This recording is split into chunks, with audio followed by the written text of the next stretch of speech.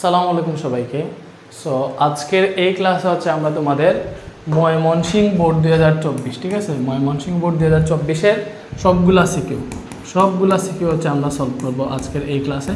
So তোমরা হচ্ছে passionately দেখতে পারো, ইনশাল্লাহ এগুলা তোমাদের হচ্ছে এক্সামে অনেক বেশি কাজে দিবে, ঠিক আছে। সো 24 সালের সবগুলা কোয়েশ্চেন বা সলভ করে দিতেছি। এইগুলা থেকে মনে করো অনেক বেসিকও জানতে পারবো, যখন একটা ম্যাথ করাবো সূত্র সহ পড়াবো, ঠিক আছে। সো এগুলা করলে আশেপাশের আরও যত বোর্ড আছে ওইগুলো সলভ করতে পারবো ইনশাল্লাহ। তো তোমরা হচ্ছে ধৈর্য ধরে ক্লাসটা দেখো, আশা করি এটা তোমাদের কাজে আসবে, ঠিক আছে। ওকে, সো দেখো এখানে আমাদের কি বলছে কোয়েশ্চেনটাতে। আচ্ছা, এই যে একটা গাড়ির সময়ের সাথে প্রাপ্ত বেগের সারণী নিম্নরূপ দেওয়া আছে, মানে সময় আর বেগের লেখচিত্র দেওয়া আছে।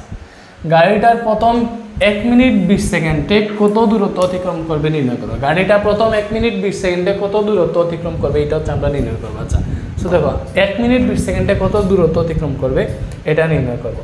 ভাই হচ্ছে একটু তোমাদেরকে দেখাই, এখানে যে গ্রাফটা দিছে না, এই গ্রাফটা হচ্ছে আমরা একটু দেখি, ঠিক আছে। ওকে,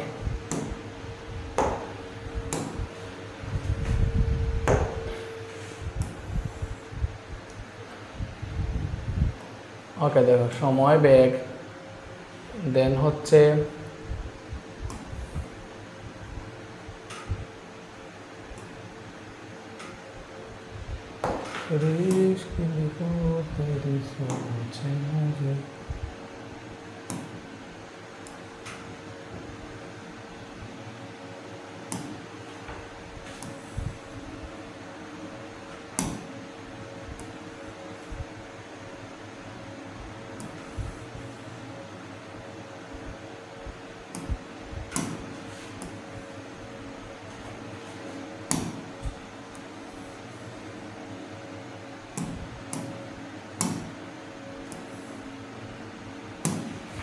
ওকে, সো দেখো এখানে কি বলছে। এটা হচ্ছে সময়, এখানে দিছে সময়, এখানে দিছে ভাইয়া বেগ, বুঝতেছো। 0 0 সময় যখন 0, বেগ তখন হচ্ছে 0 মিটার পার সেকেন্ড। সময় যখন 20 সেকেন্ড, বেগ হচ্ছে তখন 4 মিটার পার সেকেন্ড। এই যে সময় একক, এটা সেকেন্ডে দিছে, এটা মিটার পার সেকেন্ডে দিছে, এখানে দেখতে পাচ্ছি, বুঝছো। ওকে, সময় যখন 40 সেকেন্ড, বেগ তখন হচ্ছে 8 মিটার পার সেকেন্ড। সময় যখন 60 সেকেন্ড, বেগ তখন 12 মিটার পার সেকেন্ড। আচ্ছা, এগুলা দেখো প্রতি ক্ষেত্রে কি হয়েছে, প্রতি ক্ষেত্রে তোমার সময় হচ্ছে দেখো 20 সেকেন্ড করে বাড়ছে এবং বেগও 4 মিটার পার সেকেন্ড করে বাড়তেছে। তার মানে এইগুলা সময়ের সাথে সাথে বেগ বাড়তেছে, তার মানে এখন যতটুকু লিখছি তারা হচ্ছে সমতরণে গেছে এতটুকু, ঠিক আছে। কত সেকেন্ড, এই 60 সেকেন্ড। ওকে, এরপরে দেখো ভাইয়া তোমার হচ্ছে 80 এবং 100, ঠিক আছে। পরবর্তী যেগুলো আছে ওইগুলাতে কীভাবে গেছে ভাইয়া দেখাই তোমাদেরকে, পরবর্তী যেগুলো আছে ওইগুলাতে কীভাবে গেছে।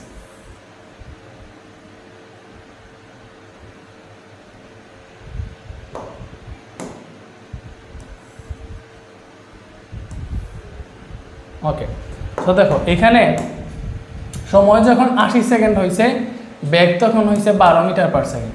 সময় যখন 100 সেকেন্ড হয়েছে, ঠিক আছে, সময় যখন 100 সেকেন্ড হয়েছে, বেগ তখন আসছে 6। তাহলে এই দুইটা লাইন দেখো আমাদের 60 সেকেন্ড থেকে 80 সেকেন্ড, এই 20 সেকেন্ড বেগ কিন্তু 12 মিটার পার সেকেন্ড ছিল। তার মানে এখানে বেগের কোনো পরিবর্তন হয় নাই। তার মানে এই 20 সেকেন্ড সে সমবেগে চলছে, পরবর্তীতে 100 সেকেন্ডে গিয়ে বেগ কমছে, পরবর্তীতে 120 সেকেন্ডে গিয়ে আরও বেগ কমছে, ঠিক আছে। দেখো 120 সেকেন্ডে গিয়ে 100 সেকেন্ডে 6, তাইলে 120 সেকেন্ডে গিয়ে হয়েছে তার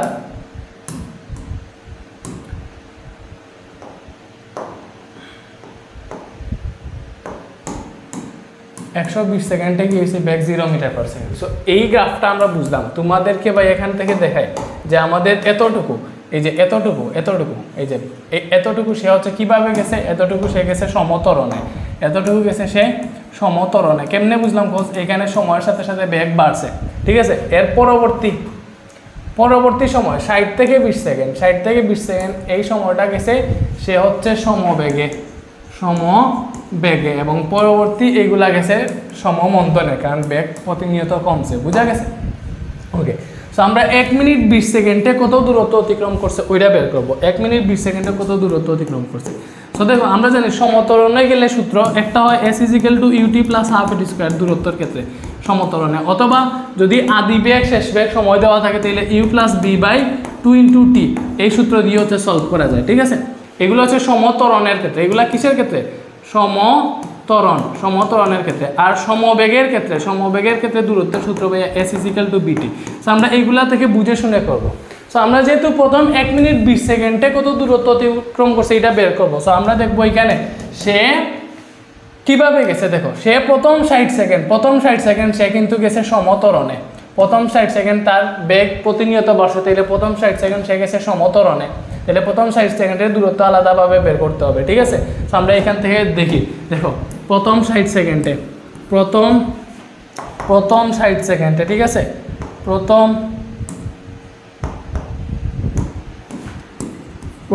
60 সেকেন্ডে অতিক্রান্ত দূরত্ব।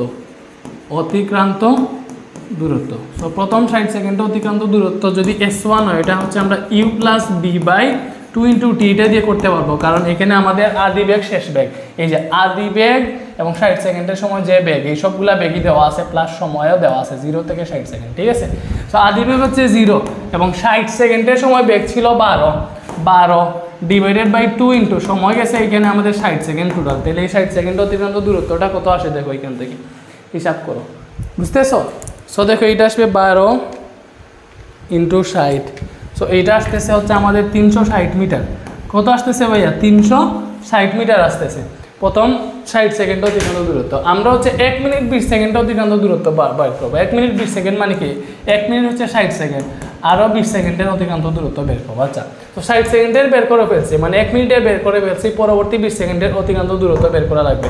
সো পরবর্তী 20 সেকেন্ড দেখো এই 60 থেকে 80 এই 20 সেকেন্ড তার বেগ 12ই ছিল।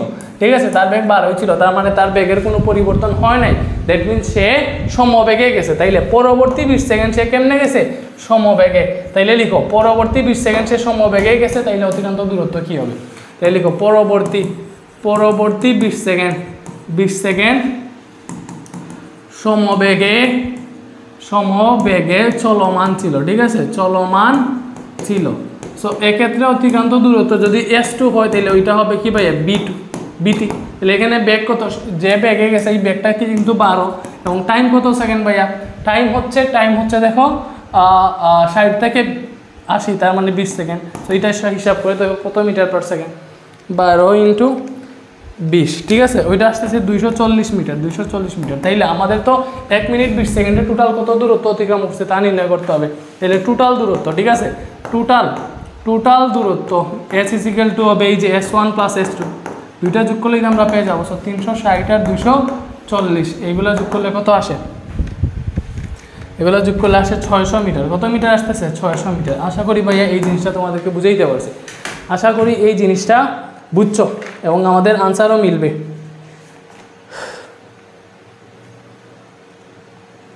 আমার কলমটা দে।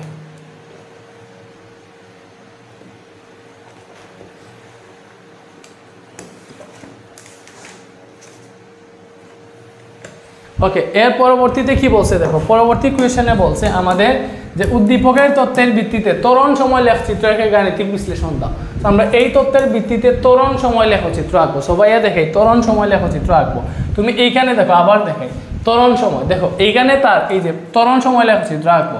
সো তার এইখানে একটা ত্বরণ ছিল, প্রথম 60 সেকেন্ড সে সমত্বরণে গেছে, এখানে একটা ত্বরণ ছিল। ঠিক আছে, প্রথম 60 সেকেন্ড আর কি। ঠিক আছে, এটা থেকে এতটুকু বুঝছো? এখানে পরবর্তী 20 সেকেন্ড এই যে 60 থেকে 20, হ্যাঁ 60 থেকে 20 এখানে তার হচ্ছে আর একটা ত্বরণ ছিল, যেহেতু সে সমবেগে গেছে ত্বরণ 0 থাকবে। এবং পরবর্তীতে দেখো 80 থেকে 100-তে 6 মিটার বেগ কমছে, এখানে আরও 6 মিটার বেগ কমছে, তার মানে পরবর্তীতে সমবেগ মন্দনে গেছে। তার মানে এখানে তুমি 3টা স্টেপ পাবা। কয়টা স্টেপ পাবা? 3টা স্টেপ। ভাই তোমাকে দেখাই, 3টা স্টেপ পাবা। ওকে, দেখো আমরা ঘ নাম্বারটা করবো না, এইখানে করতে পারি।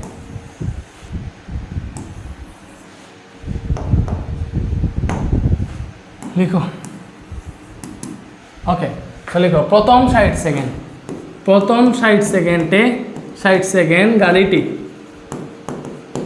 গাড়িটি একই ত্বরণে চলমান ছিল, একই ত্বরণে চলমান ছিল। এ সময় তার ত্বরণ a1 সমান, এটা মনে করো a1, এটা সূত্র কি ত্বরণের সূত্র b মাইনাস কিউ বাই টি, আমরা সবাই জানি। তাহলে এখানে দেখো প্রথম 60 সেকেন্ডে গেলে শেষ বেগ 12, আদি বেগ 0, তাইলে 12 মাইনাস 0, এখানে টাইম হচ্ছে 60 সেকেন্ড। তাইলে এখান থেকে তুমি ত্বরণটা হিসাব করো কত আসে দেখো। সো এখান থেকে আমাদের ত্বরণটা আসে ভাইয়া 0.2 মিটার পার সেকেন্ড স্কোয়ার, ঠিক আছে। এবং পরবর্তী 20 সেকেন্ড মানে কি ভাইয়া 60 থেকে 80 সেকেন্ড, ঠিক আছে, 60 থেকে 80 সেকেন্ড, এই 60 থেকে 80 সেকেন্ড তার সে সমবেগে চলমান ছিল। পরবর্তী 20 সেকেন্ড সে সমবেগে চলমান ছিল। তাহলে সমবেগে চলমান ছিল, তখন তার ত্বরণ এটু যদি হয় এটাই কী হবে, ত্বরণ 0 মিটার পার সেকেন্ড স্কোয়ার, যেহেতু সমবেগে ছিল তাহলে ত্বরণ 0 হবে। পরবর্তী, বা তুমি মনে করো এখানে লিখতে পারো যে 80 থেকে 120 সেকেন্ড, এই যে সময়টা তার সে সমমন্দনে গেছে। সো এখানে ডিরেক্ট লিখে ফেলো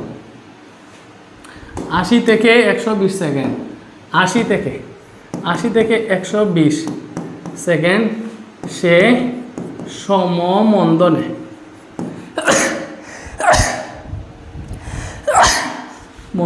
চলমান ছিল। তখন তার ত্বরণ, ঠিক আছে, তখন তার ত্বরণটা নেগেটিভ হবে যেহেতু মন্দনে গেছে। সো এটি হবে b minus q by t. So বের করো b কত, এখানে দেখো 120 হচ্ছে, 120 সেকেন্ডে তার বেগ ছিল 0 মিটার পার সেকেন্ড, শেষ বেগ 0, আদি বেগ ছিল 12, ঠিক আছে, নিচে তো বেগ, তাইলে শেষ বেগ 0, আদি বেগ 12, এবং টাইম এখানে কতটুকু 80 থেকে 120 মানে 40 সেকেন্ড।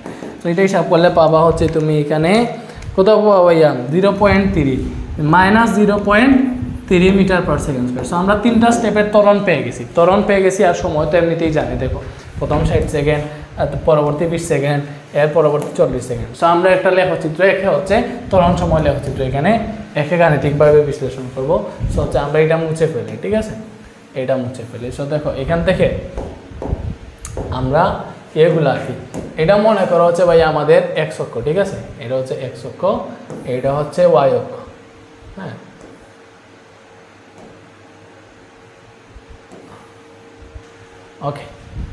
ওকে সো এইটা হচ্ছে মূল বিন্দু, এটা হচ্ছে এক্স অক্ষ, এইটা হচ্ছে এক্স প্রাইম, এইটা হচ্ছে ওয়াই অক্ষ, তাহলে এটা হবে আমাদের ওয়াই প্রাইম, বুঝতেছো? তাইলে দেখো আমাদের এখানে টাইমগুলো হচ্ছে আমরা 20 সেকেন্ড ব্যবধানে দিতে পারি। এটা মনে করো 20 সেকেন্ড, এটা 40 সেকেন্ড, এটা 60 সেকেন্ড, এটা 80 সেকেন্ড, এটা হচ্ছে 100 সেকেন্ড, এটা হচ্ছে 120 সেকেন্ড। এবং এইদিকে আমরা কি দিছি ভাইয়া, সময় দিছি সেকেন্ড এককে, আর উপর দিকে দিতেছি হচ্ছে আমরা বেগ, এদিকে দিতেছি হচ্ছে আমরা বেগ, এবং একক হচ্ছে মিটার পার সেকেন্ড, বুঝতেছো? সো এখানে যেহেতু দেখো বেগ না, আমরা ত্বরণ সময় লেখচিত্র অঙ্কন করবো, তাহলে এইদিকে দিব হচ্ছে আমরা ত্বরণ, কি দিব, ত্বরণ, ঠিক আছে।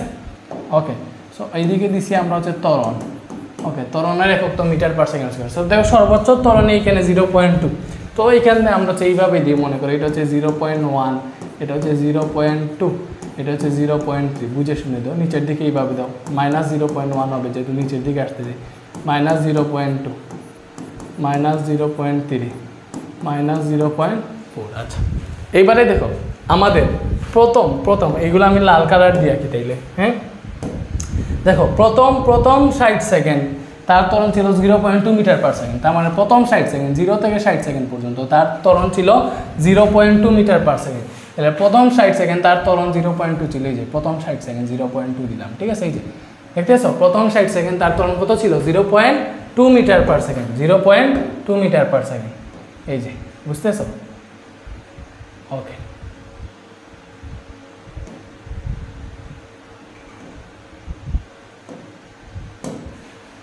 ওকে এর পরবর্তীতে দেখো পরবর্তী 20 সেকেন্ড মানে 60 থেকে 80 সেকেন্ড তার ত্বরণ ছিল 0 মিটার পার সেকেন্ড। তাহলে 60 থেকে 80 সেকেন্ড এই জায়গাটায় তার ত্বরণ ছিল কত ভাইয়া, এই জায়গাটায় তার ত্বরণ ছিল হচ্ছে 0 মিটার পার সেকেন্ড, ঠিক আছে। এরপরে দেখো পরবর্তী 80 থেকে 120 সেকেন্ড তার ত্বরণ মাইনাস 0.3 ছিল। 80 থেকে 120 তার ত্বরণ কত ছিল মাইনাস 0.3, যে মাইনাস 0.3 এটা সোজা দাও, ঠিক আছে, এই যে মাইনাস 0.3 দিলাম এখানে, বুঝতেছো? ওকে সো সো এইবারে হচ্ছে তুমি এগুলা যোগ করতে পারো, এটা দিয়ে যোগ করলে সমস্যা, এগুলো যোগ করে দিয়ে দিও, ঠিক আছে।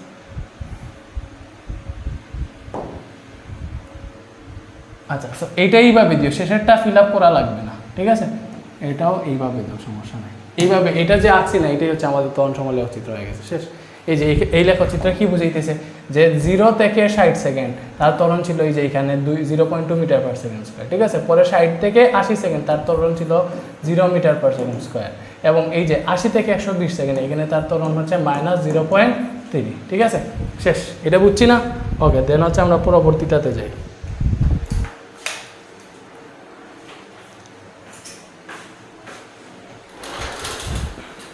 পানিটা দেয়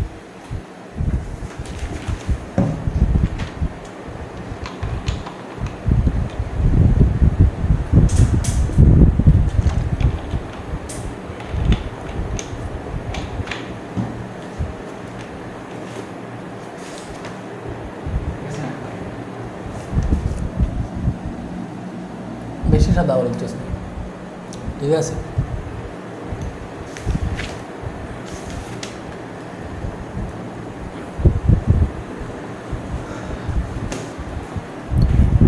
গরম। ওকে, সো এইটা হচ্ছে আমরা বুঝছি। ওকে, সো এই যে কোয়েশ্চেনটা দেখতেছো, 735 ওয়াট কার্যকর ক্ষমতা একটা মোটর টোটার প্রথম ট্যাঙ্ক দ্বারা পানি পূর্ণ অবস্থায় পানি বিভব শক্তি সামথিং সামথিং বলে দিছে। এটা হুবহু সিলেট বোর্ড 24, ঠিক আছে। সিলেট বোর্ড 24-এ এটার হুবহু কোয়েশ্চেন ছিল। সো ভাইয়া সিলেট বোর্ড 2024 অলরেডি রেকর্ড করে হচ্ছে আপলোড দিয়ে দিছি। সিলেট বোর্ড 2024 যদি তোমরা দেখো, ওইখানে একটা কোয়েশ্চেন এটা পেয়ে যাবে, ঠিক আছে। মেবি হচ্ছে 4 না 5 নম্বর কোয়েশ্চেন সিলেট বোর্ড 2024-এ, ঠিক আছে।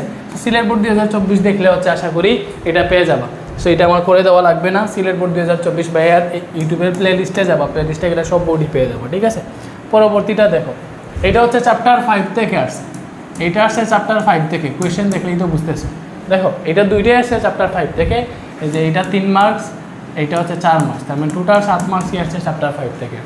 এবং এই যে আউগুলাও কিন্তু আউগুলাও হচ্ছে এই চ্যাপ্টার 5-এর, টোটাল 10 মার্ক এখানে চ্যাপ্টার 5 থেকেই আসছে, বুঝছো। ওকে, সো আমাদের কোয়েশ্চেনটা কি? কোয়েশ্চেনটা হচ্ছে ছোট পিস্টনে 10 কেজি বর চাপালে সাম্য অবস্থানের জন্য বড় পিস্টনে কত বর দিতে হবে। আচ্ছা, সো আমরা দেখছি এইগুলা প্যাসকেলের সূত্রানুসারে পিস্টনে আমরা কোন সূত্র ইউজ করি? F1 by F2 is equal to A1 by A2। এটাই হচ্ছে প্যাসকেলের সূত্র থেকে, এটা পাইছিলাম না, এটাই তো সূত্র। তো এখানে আমরা দেখছি যে সবসময় সব কিছু দিয়ে দেওয়া থাকে, যে কোনো একটা বল বের করতে বলে বা ক্ষেত্রফল বের করতে বলে এরকম। বাট এখন বলছে কি, ছোটো পিস্টনে 10 কেজি বর চাপালে সাম্য অবস্থানের জন্য বড় পিস্টনে কত বর দিতে হবে, ঠিক আছে, কত বর দিতে হবে। সো এটা থেকেই বের করতে হবে। সো একটা জিনিস দেখো, আমরা এখানে যদি একটা বস্তু দিই, ঠিক আছে, বর চাপাই, মনে করি যে এম বরের একটা বস্তু দিছি, ঠিক আছে। সো এম বরের একটা বস্তুর জন্য এই পিস্টনে একটা বল অনুভূত হবে, মনে করো F1 বল অনুভূত হয়, ঠিক আছে, F1 বল অনুভূত হয়। তো এই F1 সমান কী হবে ভাইয়া? M1G। আমরা যদি এখানে M1 বল দিই, ঠিক আছে, M1 বল দিই, ঠিক আছে। এবং ওইটার জন্য সাম্যাবস্থায় যদি রাখতে চাই, তাহলে এটা তো বড় পিস্টন, এখানে মনে করো হচ্ছে হয়তো আমাদের একটা বড় বল দিতে হবে। সো মনে করো M2 বরের আরেকটা বস্তু দিলাম আর কি, ঠিক আছে। ওইটার জন্য এখানে হচ্ছে F2 বল হচ্ছে ক্রিয়েট হবে, ঠিক আছে, নিচের দিকে কাজ করবে, তাহলে সাম্য অবস্থানে রাখবে, এটাই দিকে কাজ করবে। যেহেতু সাম্য অবস্থানে রাখতে চাইলে এটা নিচের দিকে হচ্ছে চাপ দিতে হবে।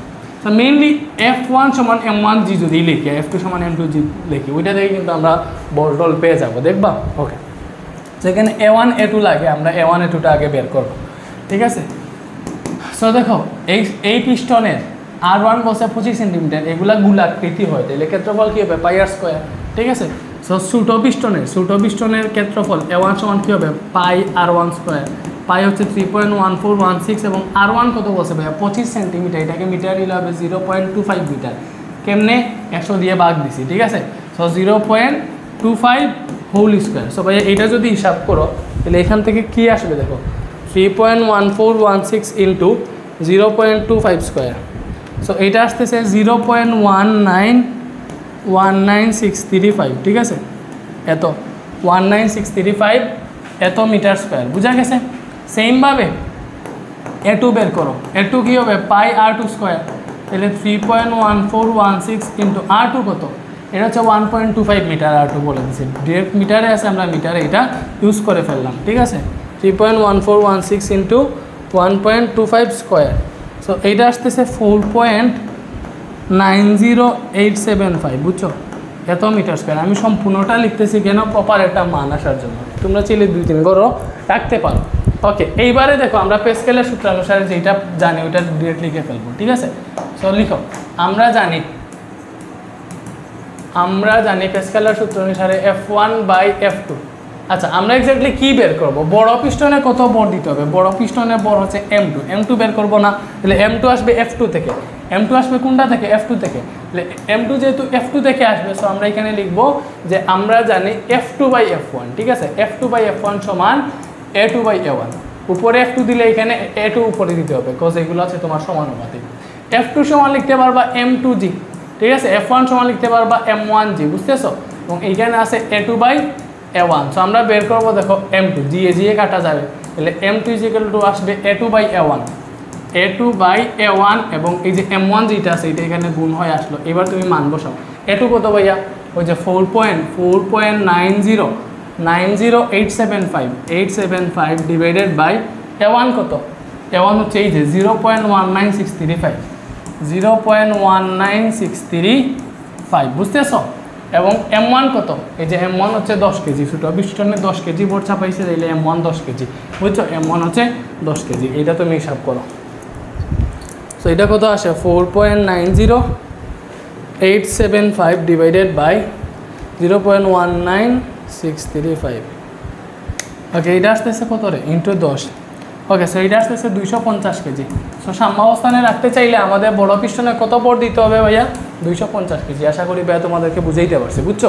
ওকে, এইবারে দেখো বলছে পিস্টন দ্বয়ের সরণের অনুপাত 25:1 হবে কিনা গাণিতিকভাবে বিশ্লেষণ করা। আচ্ছা, পিস্টন দ্বয়ের সরণ। আচ্ছা, এখানে সরণ বলতে কি বুঝাইছে ভাইয়া? তোমাদেরকে বুঝাইতে হবে। সরণ বলতে এইটাতে যদি তুমি F1 বল প্রয়োগ করো, ঠিক আছে? এটা মনে করো এই তার যে পজিশনটা আছে, মনে করো তার এই পজিশন আছে, সে এই পজিশন থেকে এই পজিশনে নেমে আসলো। মনে করো যে এখানে তার L1 সরণ হইল, ঠিক আছে? সো L1 সরণের জন্য তার কাজ W সমান কী হবে? F1 ইন্টু L1, মানে বল ইন্টু সরণ, এটাই তো কাজ, ঠিক আছে? এটা মনে করো W1। সো এইখানে L1 সরণ হইলে এইটার জন্য এইটাতে ফোর্স ক্রিয়েট হবে। সো এটা মনে করো এই জায়গা আছে, এই জায়গাতে একটু উপরে উঠে যাবে, এই জায়গা থেকে এটা একটু উপরে উঠে যাবে। সো এতটুকু উঠছে মনে করো, যতটুকু উঠছে ওইটা L2। ওইখানের বল যদি F2 হয়, ঠিক আছে? বল যদি F2 হয়, তাহলে ওখানের কাজ হবে W2 সমান হচ্ছে F2 ইন্টু L2, এরকমই তো, ঠিক আছে? সো এখানে বলছে পিস্টনদের সরণের অনুপাত 25:1 হবে কিনা। পিস্টনদের সরণের অনুপাত, সরণ মানে কি? এটা সরণ L1, এটা সরণ L2, তার মানে L1 অনুপাত L2 25:1 হবে কিনা, এটা তুমি বের করে দেখিবা। এটাই এখানে জানতে চাইছে, বুঝতেছো? ওকে, সো দেখো আমরা একটা জিনিস এখানে এই সূত্রগুলো দেখতেছো যে W আমরা জানি হচ্ছে এগুলাতে কাজ, এখানে যতটুকু কাজ হয় এখানেও সেম কাজ হয়, কাজগুলো সমান হয়, বুঝতেছো? W1 সমান F1 L1, W2 সমান F2 L2। সো ওইগুলো থেকে দেখো আমরা L1 L2 কিন্তু পেয়ে যাবো যদি আমরা F1 F2 জানি, ঠিক আছে? এই দুটো তো এমনিতেই সমান, আমরা জানি W1 সমান W2, বাস পিস্টনে কৃতকাজ সমান হয় দুইটা পার্টে, ঠিক আছে? সো আমরা আগে F1 F2 জেনে ফেলি, তাইলে কিন্তু হচ্ছে আমরা L1 L2 পেয়ে যাবো। সো আশা করি ভাই এটা তোমাদেরকে বুঝাইতে পারছি। এবারে দেখো হচ্ছে গ নাম্বারটা। সো গ নাম্বারটা ওকে, সো আমরা জানি ডিরেক্ট সূত্র বসাও। আমরা জানি হচ্ছে F1/F2 সমান কী হবে? A1/A2। সো তুমি এখান থেকে হিসাব করে দেখো F1/F2 সমান কত আসে। ওকে, A1 কত? ওই যে A1 A2 মান বসাও, A1 হচ্ছে উপরে 0.19635, এটা হচ্ছে A1, এটা আমরা বের করেছিলাম। A2 কত? 4.90875, ঠিক আছে? সো এটা যদি হিসাব করি এখান থেকে তুমি পাবা F1/F2 এটা সমান 1/25, এই জিনিসটা পাবা। কী পাবা? 1/25। F1/F2 কী পাইছি? 1/25। ওকে, এইবার দেখো F1/F2 সমান কী পাইছি ভাইয়া? 1/25। সো এখন আমরা লিখবো যে আমরা জানি কি মানে কৃতকাজ W সমান হচ্ছে F ইন্টু L, ঠিক আছে? F into L। তাহলে প্রথম পিস্টনে ছোটো পিস্টনের ছোট পিস্টনের সরণ যদি L1 হয়, L1 হলে কৃতকাজ হবে W1 সমান হবে F1 L1, ঠিক আছে। সেমভাবে বড় পিস্টনের সরণ যদি L2 হয় তাহলে ওইটার কৃতকাজ W2 হবে, W2 হবে F2 L2। সো আমরা জানি W1 সমান W2, এটা আমরা সবাই জানি W1 সমান W2, বিকজ এইগুলোতে কৃতকাজ সমান হয়। তাহলে এখান থেকে আমরা লিখতে পারবো F1 L1 সমান F2 L2 লিখতে পারবো। তো তাহলে দেখো এখান থেকে আমরা চাইলে L1 বাই L2টাকে এখানে ভাগ করে আনছি, এখানে আছে F2, F1টাকে এখানে ভাগ দিয়ে দিছি, ঠিক আছে। F1টা নিচে ভাগ হয়ে গেছে, তাহলে L1 বাই L2 যেগুলো কি আসতেছে দেখো, F1 বাই F2 যদি 1/25 আসে তাহলে এটাকে যদি উল্টাই তাহলে পাবো, দেখো এটাকে উল্টাইলে কি পাবো, এটাকে উল্টাইলে কি পাবো, এটাকে উল্টাইলে পাবো F2 বাই, এটাকে উল্টাইলে কি পাবো ভাইয়া, F2 বাই F1, উল্টাইলে তো এইটা পাবো F2 বাই F1, এটাকে উল্টাইলে এইটাকে উল্টাইতে হবে। সো 25 যাবে উপরে, 1 আসবে নিচে, সো 25/1 আর কি। সো F2 বাই F1 আমরা এখানে কি পাইতেছি 25/1 বা ডিরেক্ট 25 লিখলেই হবে, ঠিক আছে। ওকে, সো 25 ডিভাইডেড বাই 1 বোঝা গেছে। সো এখান থেকে তুমি লিখতে পারবা যত হবে L1 অনুপাত L2, ঠিক আছে। দেখো L1 অনুপাত L2 সমান কত, এই যে L1 এর জায়গায় 25 এবং L2 এর জায়গায় হচ্ছে 1 আছে, তাইলে L1 অনুপাত L2 হচ্ছে 25/1, তাইলে সরণের অনুপাত 25/1 হবে কি, 25/1 হবে। বুঝাইতে পারছি, একদম ইজি, বুঝতেছো। ওকে, নেক্সটটাতে আসো। এটাতে কি বলছে দেখো, এটাতে বলছে আমাদেরকে যে 2 মিটার দীর্ঘ বিশিষ্ট একটা ধাতব দণ্ড তাপমাত্রা 30 ডিগ্রি সেলসিয়াস থেকে 100 ডিগ্রি সেলসিয়াসে উন্নীত করা হলো। দণ্ডটির উপাদানের দৈর্ঘ্য প্রসারণ সহ এত, ঠিক আছে। ওকে, দণ্ডটির দৈর্ঘ্য বৃদ্ধি নির্ণয় করো। আচ্ছা, আমরা সবাই জানি দৈর্ঘ্য প্রসারণ সহগ যদি আলফা হয়, এই আলফার সমান হচ্ছে কি ভাইয়া, আলফা সমান হচ্ছে ডেল এল। ডেল এল মানে কি, দৈর্ঘ্য কতটুকু বৃদ্ধি পেয়েছে ওইটা divided by L1 into del t, ঠিক আছে। তো আমাদের কি বলছে যে দণ্ডটির দৈর্ঘ্য বৃদ্ধি নির্ণয় করো। দৈর্ঘ্য বৃদ্ধি মানে কি, কতটুকু দৈর্ঘ্য বৃদ্ধি পাইছে ডেল এল, ওইটা বের করবা, মানে L2 মাইনাস L1 কত ওইটা বের করবা, কতটুকু দৈর্ঘ্য বৃদ্ধি পাইছে, ঠিক আছে। তাপমাত্রা বৃদ্ধির ফলে এটা আগের দৈর্ঘ্য যদি ভাইয়া L1 হয়, তাপমাত্রা বৃদ্ধির ফলে এটার দৈর্ঘ্য হয়ে যাবে L2। এই দুইটার পার্থক্য কী হবে, L2 মাইনাস L1, এটাই তো দৈর্ঘ্য বৃদ্ধি। কতটুকু দৈর্ঘ্য বৃদ্ধি হচ্ছে এইটাই তো আমরা এই দৈর্ঘ্য বৃদ্ধিটা বের করবো ডেল এল। সো এখান থেকে তুমি লিখতে পারবা ডেল এল সমান alpha into L1 into del t, cross গুণন করলেই তো হয়ে যায়। সো এখান থেকে মান বসাইলে আমরা পেয়ে যাবো, বুঝতেছো। ওকে, সো তাইলে দেখো কী করতে পারি এখানে, গ নাম্বার, এখানে কি দেওয়া আছে, এখানে L1 দণ্ডটার দৈর্ঘ্য 2 মিটার দেওয়া আছে, 2 মিটার দৈর্ঘ্য বিশিষ্ট ধাতব দণ্ড, তাপমাত্রা 30 ডিগ্রি থেকে 100 ডিগ্রি করছে, তার মানে ডেলটি তাপমাত্রার পার্থক্য কত, 30 ডিগ্রি থেকে 100 করছে। সো এটা বিয়োগ করে দেখো এখানে আসতেছে 70 কেলভিন, বুঝছো। তাপমাত্রার পার্থক্য সেলসিয়াসকে সরাসরি কেলভিনে লিখে যায় পার্থক্য বললে। আচ্ছা, এইবার দৈর্ঘ্য প্রসারণ সহগ, দণ্ডটার উপাদানের দৈর্ঘ্য প্রসারণ সহগ এটা বলে দিছে। দৈর্ঘ্য প্রসারণ সহগ আলফা যেটা কত বলে দিছে 16.7 ইন্টু, ঠিক আছে, 10 ইনভার্স 6 কেলভিন ইনভার্স 1, এটা বলে দিছে। 16.7 ইন্টু 10 ইনভার্স 6 কেলভিন ইনভার্স 1, এটা হচ্ছে দৈর্ঘ্য প্রসারণ সহগ। আমরা কি বের করবো ভাইয়া, ডেল এল, দৈর্ঘ্য বৃদ্ধি কত ওইটা বের করবো, এটা নাই। সো তুমি ইজিলি আইসা এখানে লিখো যে আমরা জানি যে আলফা সমান del L divided by L1 into del t, ঠিক আছে। সো এটা থেকে ডেল এল বের করো, আর গ্রহণ করলে হবে alpha into L1 into del t. Alpha হচ্ছে ওই যে 16.7 ইন্টু 10 ইনভার্স 6, L1 কত, L1 হচ্ছে 2 মিটার, L1 কত ভাই, L1 হচ্ছে 2 মিটার, ডেলটি হচ্ছে 70 কেলভিন, ঠিক আছে। সো এইটা যদি হিসাব করো এখান থেকে তুমি হচ্ছে ডেল এলটা পেয়ে যাবো।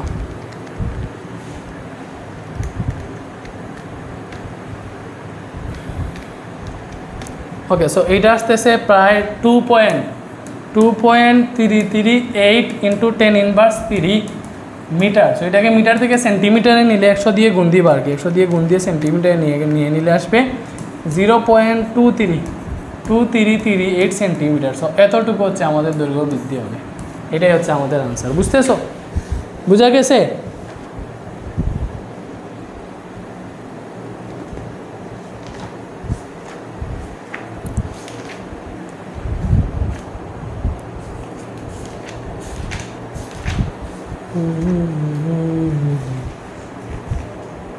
ঠিক আছে, ওকে, 234 সেন্টিমিটার বা 233, এটা কি কথা, একই কথা, বুঝতেছো। ওকে, এইবারে দেখো আমরা গ নাম্বারটাতে কি বলছে, তাপ প্রদানের ফলে এ ও বি পদার্থের প্রসারণের তুলনামূলক বিশ্লেষণ করা। আচ্ছা, এ পদার্থটা কঠিন পদার্থ আমরা বুঝতেছি, ঠিক আছে। আচ্ছা, ধাতব পদার্থ, ধাতব দণ্ড মানে কঠিন পদার্থ। বি অপর একটা তরল পদার্থ বসে আছে। এখানে দুইটা জিনিস আছে, একটা হচ্ছে কঠিন পদার্থ আর একটা তরল পদার্থ। তো ভাই এই জিনিসটা তোমাদেরকে বুঝাই, কঠিন আর তরল, কঠিন আর তরল। সো দেখো, আমরা কঠিন মানে কি,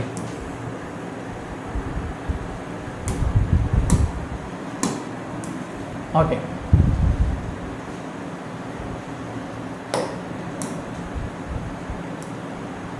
ওকে।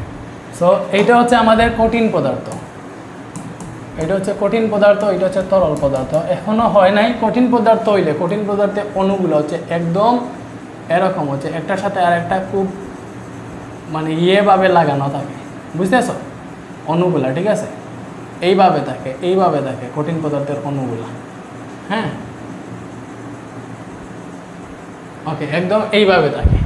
আর তরল পদার্থের অণুগুলো একটু হচ্ছে এইভাবে থাকে, মানে পরস্পর থেকে একটু দূরে দূরে থাকে, একটু দূরে দূরে থাকে, একটু দূরে দূরে থাকে, ঠিক আছে, তরল। সো তাপ প্রদানের ফলে এ ও বি পদার্থের প্রসারণের তুলনামূলক বিশ্লেষণ করো। সো আমরা যখন তাপ দিব, মনে করো আমরা এই যে কঠিন পদার্থ যেটা আছে এটাকে তাপ দিলাম, এটাতে হচ্ছে আমরা তাপ দিছি, তাপ দিলে কাহিনী কি হয়, এই যে এইগুলোর মধ্যে যে অণুগুলো আছে, এইগুলোর যে অণুগুলো আছে, এই অণুগুলোর মধ্যে কম্পন সৃষ্টি হয়। কি সৃষ্টি হয়? কম্পন সৃষ্টি হয়। কম্পন সৃষ্টি হলে কি হবে ভাইয়া? কম্পন সৃষ্টি হলে এরা পরস্পর থেকে মনে করো কম্পন সৃষ্টি হলে এরা পরস্পর থেকে একটু একটু দূরে সরে যাবে। মনে করো এখন এরকম আছে, সেখানে তাপ দিছি, তাপ দিলে এগুলোর মধ্যে মনে করো একটু কম্পন কাঁপাকাঁপি সৃষ্টি হয়েছে, তখন বিকর্ষ মানে পরস্পর থেকে একটু দূরে সরে যাবে, এটা থেকে একটু দূরে সরে গেছে, এরকম হবে আর কি। তো কঠিন পদার্থে একটা অণুর সাথে আরেকটা অণুর আন্তঃআণবিক দূরত্ব কম থাকে। কঠিন পদার্থে আন্তঃআণবিক অণুগুলোর আন্তঃআণবিক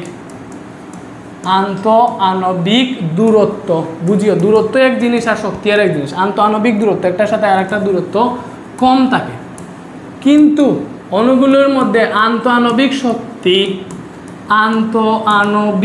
শক্তি যেটা এটা বেশি থাকে। এজন্য তাপ দিলে এর প্রসারণ, ঠিক আছে, তাপ দিলে প্রসারণ তরলের তুলনায়, ঠিক আছে, তরলের তুলনায় কম হবে, ঠিক আছে, প্রসারণটা তরলের তুলনায় কম হবে। কেন? কজ তরলে হচ্ছে অণুগুলোর আন্তঃআণবিক দূরত্ব, তরলে হচ্ছে ভাইয়া অণুগুলোর আন্তঃআণবিক দূরত্ব, এই যে তরলের ক্ষেত্রে অণুগুলোর আন্তঃআণবিক দূরত্ব যেটা, এটা হচ্ছে তোমার কম না, এটা বেশি থাকে। তরলের ক্ষেত্রে আন্তঃআণবিক দূরত্ব হচ্ছে বেশি থাকে। কার থেকে বেশি? এই যে বেশি, এটা কার থেকে বেশি? কঠিন থেকে বেশি থাকে, কঠিন থেকে আন্তঃআণবিক দূরত্ব বেশি থাকে। তরলের ক্ষেত্রে আন্তঃআণবিক শক্তি কঠিন থেকে কম থাকে। আর তাপ দিলে প্রসারণ তরলের ক্ষেত্রে দেখো এগুলো আন্তঃআণবিক দূরত্ব বেশি, তাহলে আন্তঃআণবিক দূরত্ব বেশি হলে শক্তি কম থাকবে, তাহলে তাপ দিলে এগুলো সহজে প্রসারিত হবে। তরলের ক্ষেত্রে শুধু আয়তন প্রসারণ হয়, কঠিনের দৈর্ঘ্য ক্ষেত্রফল আয়তন সবগুলোই প্রসারণ হয়, বাট তরলের তো কোনো দৈর্ঘ্য ক্ষেত্রফল নাই, শুধু আয়তন আছে। তো তরলের শুধু আয়তন প্রসারণ হয়। কি প্রসারণ হয়? আয়তন প্রসারণ হয়, ঠিক আছে। এবং এটা কি ভাইয়া? কঠিন থেকে বেশি ভাইয়া, মুখে বলে দিছি, বুঝছো। এবার আরেকটা জিনিস দেখো, এই যে এইটাকে যদি তুমি তাপ দাও, এটাকে তাপ দিলে তরলের কণাগুলোর প্রসারণ হবে, সাথে এইটা তরলকে তো একটা পাত্রে রাখতে হয়, যে পাত্রে রাখছো ওইটারও প্রসারণ হয়। দেখো এই যে একটা তরল, একটা পাত্র, ঠিক আছে, এটা হচ্ছে একটা পাত্র। সো এই পাত্রের মধ্যে এইখানে আমাদের তরল আছে, থিঙ্ক অ্যাবাউট দ্যাট, এইভাবে হচ্ছে আমি তরলগুলো দিলাম, বুঝতেছো? হ্যাঁ, আচ্ছা, এইগুলা মনে করো তরল দিলাম, হয় নাই? ওকে, সো এইগুলোর মধ্যে কি আছে? মনে করো তরল আছে, বুঝছো? তো তরলগুলা কি হবে ভাইয়া? প্রসারণ হবে। সো তাপ দিলে এই তরলগুলার প্রসারণ হবে। মনে করো এই যে লাল কালি যেগুলা দিব, এগুলা প্রসারণ, লাল কালি যেগুলো দিয়েছি, মনে করো একটু প্রসারণ হয়েছে, বাট এখানে কাহিনী হইতেছে আরেকটা।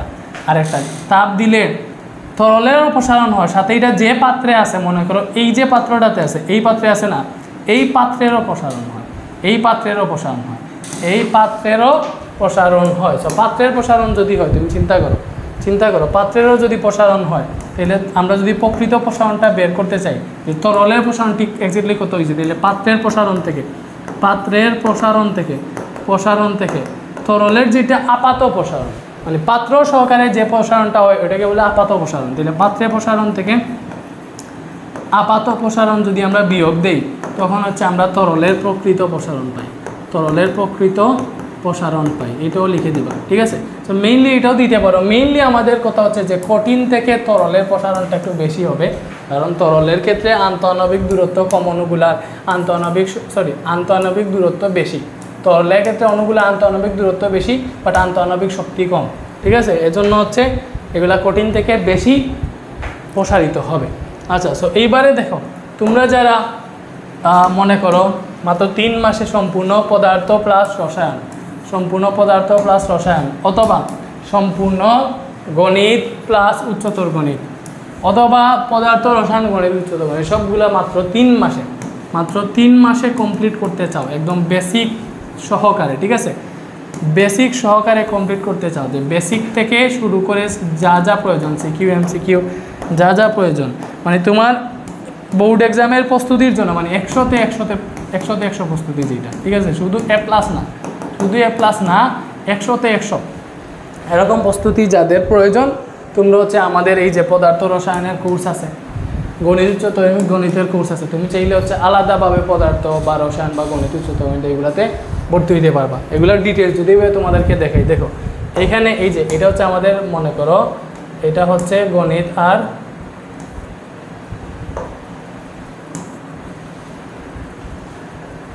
ওকে, এটা হচ্ছে দেখো আমাদের গণিত আর উচ্চতর গণিত কোর্স। মনে করো এটা হচ্ছে আমাদের গণিত কোর্স। গণিত কোর্সের একটু ইয়েটা দেখো, ঠিক আছে।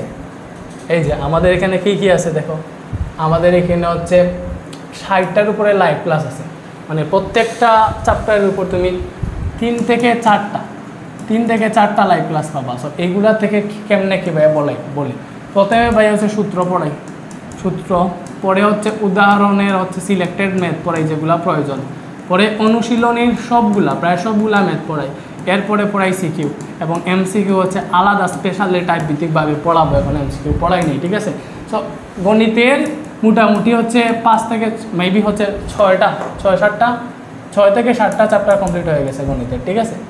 গণিতের 6 থেকে 7টা চ্যাপ্টার কমপ্লিট হয়ে গেছে, গণিতের 6 থেকে 7টা চ্যাপ্টার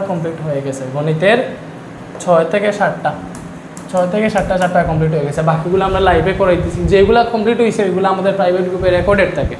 এবং পদার্থ রসায়ন দেখাই, পদার্থের ফিচার দেখাই। এই যে মনে করো আমাদের পদার্থ বিজ্ঞান, ঠিক আছে।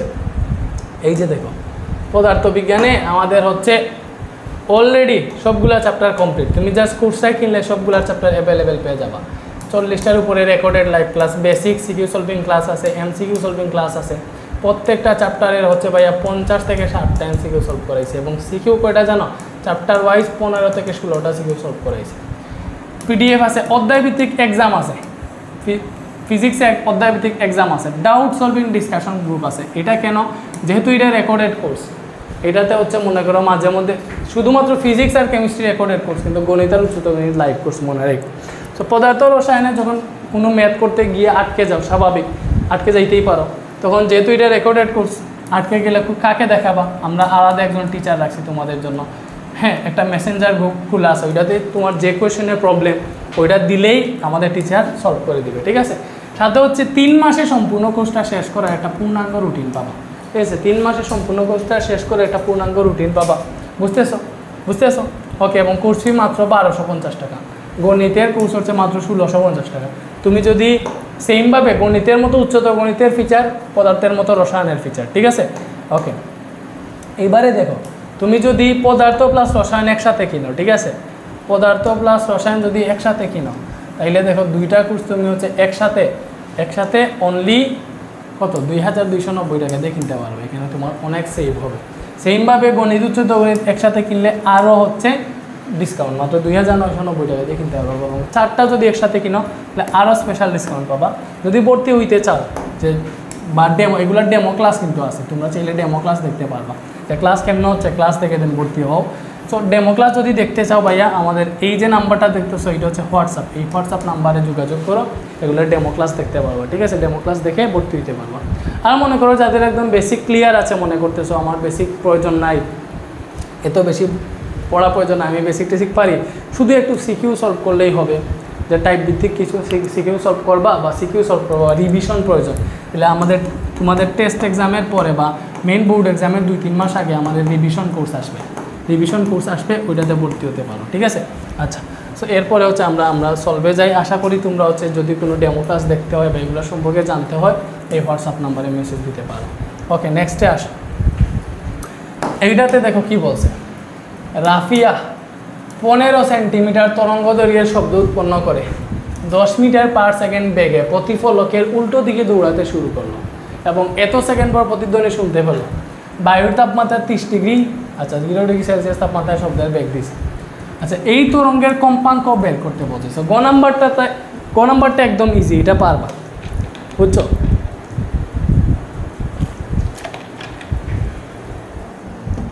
কীরকম আলো দিলে দেখি, তুমি বড় করছেন,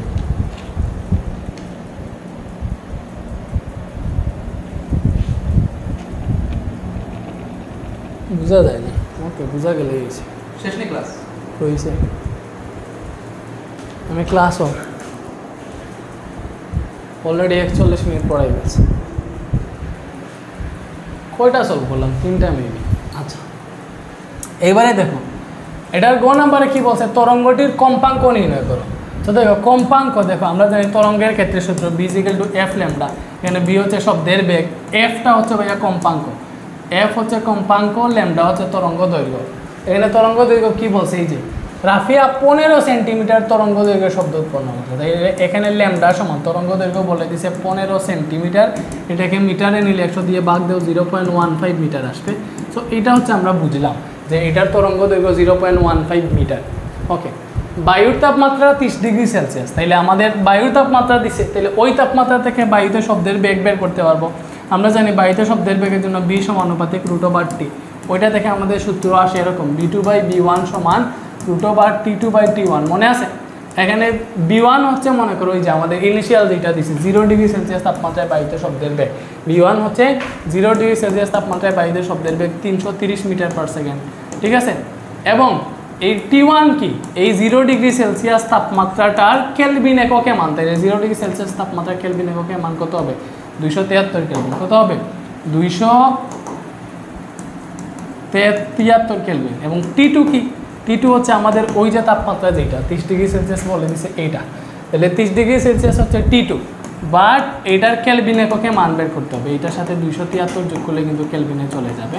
তো এটা আসবে 303 কেলভিন, এবং আমরা এখান থেকে B2 বের করবো, B2 কত এটা বের করবো, ইজিলি বের করে করতে পারবো। যে আমরা জানি, ঠিক আছে, আমরা জানি B2/B1 = √T2/T1, ঠিক আছে? তো B2 যদি বের করতে চাই, √T2/T1 আছে, B1 ওই পাশে গুণ হয়ে যাবে। সো এখান থেকে দেখা তোমার B2 কি আসবে, √T2 হচ্ছে 303 কেলভিন, T1 273 কেলভিন, ঠিক আছে? এবং B1 330 পাইছিলাম, মনে আছে? তো এটা কাউন্ট করো, এটা কাউন্ট করলেই তো চলে আসে √303/273 ইন্টু 330। সো এইটা আসতেছে ভাইয়া 347.66 মিটার পার সেকেন্ড। ওকে, এটা হচ্ছে আমাদের B2। সো আমরা B2 বলতে হচ্ছে আমরা বায়ুতে শব্দের বেগটা পেয়ে গেছি, এবার হচ্ছে আমরা জাস্ট কম্পাঙ্ক বের করবো। এবার আমরা কি বের করবো, এবার হচ্ছে আমরা কম্পাঙ্ক বের করবো। সো দেখো, অতএব আমরা জানি, আবার যেইভাবে লিখতে পারো যে আমরা জানি b হচ্ছে f ল্যামডা, এখান থেকে f বের করবো, f হবে b/λ। সো b হচ্ছে পাইছি আমরা 347.66 মিটার পার সেকেন্ড, ঠিক আছে? এটা পাইছি, ডিভাইডেড বাই ল্যামডা কত, তরঙ্গ দৈর্ঘ্য কত, ওই যে এখানে 0.15 মিটার পাইছি না, ওইটা থেকে তো কম্পাঙ্ক পেয়ে যাব। সো কম্পাঙ্ক কত আসে দেখো, 66 ডিভাইডেড বাই 0.15, সো এইটা আসতেছে আমাদের 2317.73। কম্পাঙ্কের একক হচ্ছে হার্জ।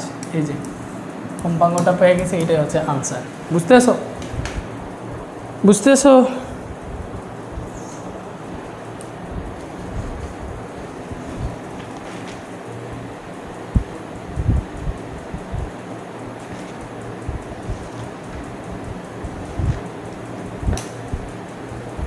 2317.73 হার্টজ, ঠিক আছে।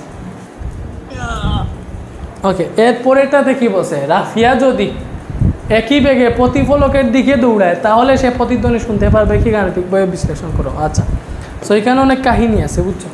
এটা ভাই তোমাদেরকে ভালোভাবে বুঝাইয়া দেন, সলভ করাই। চিত্রটা মনে করো হচ্ছে আমরা এইখানে একটু আঁকি, ঘ নাম্বার। সো এখানে কাহিনী কি, কোয়েশ্চেনটাতে কি বলছে দেখো। আমাদের বলছে যে রাফিয়া 15 সেন্টিমিটার তরঙ্গ থেকে শব্দ উৎপন্ন করে 10 মিটার পার সেকেন্ড বেগে প্রতিফলকের দিকে দৌড়াতে শুরু করলো। আচ্ছা, সো মনে করো এইটা হচ্ছে আমাদের ভূমি, ঠিক আছে? এইটা হচ্ছে ভূমি, একটু বড় দিব নাকি? ওকে, এটা হচ্ছে মনে করো হচ্ছে আমাদের ভূমি, ঠিক আছে?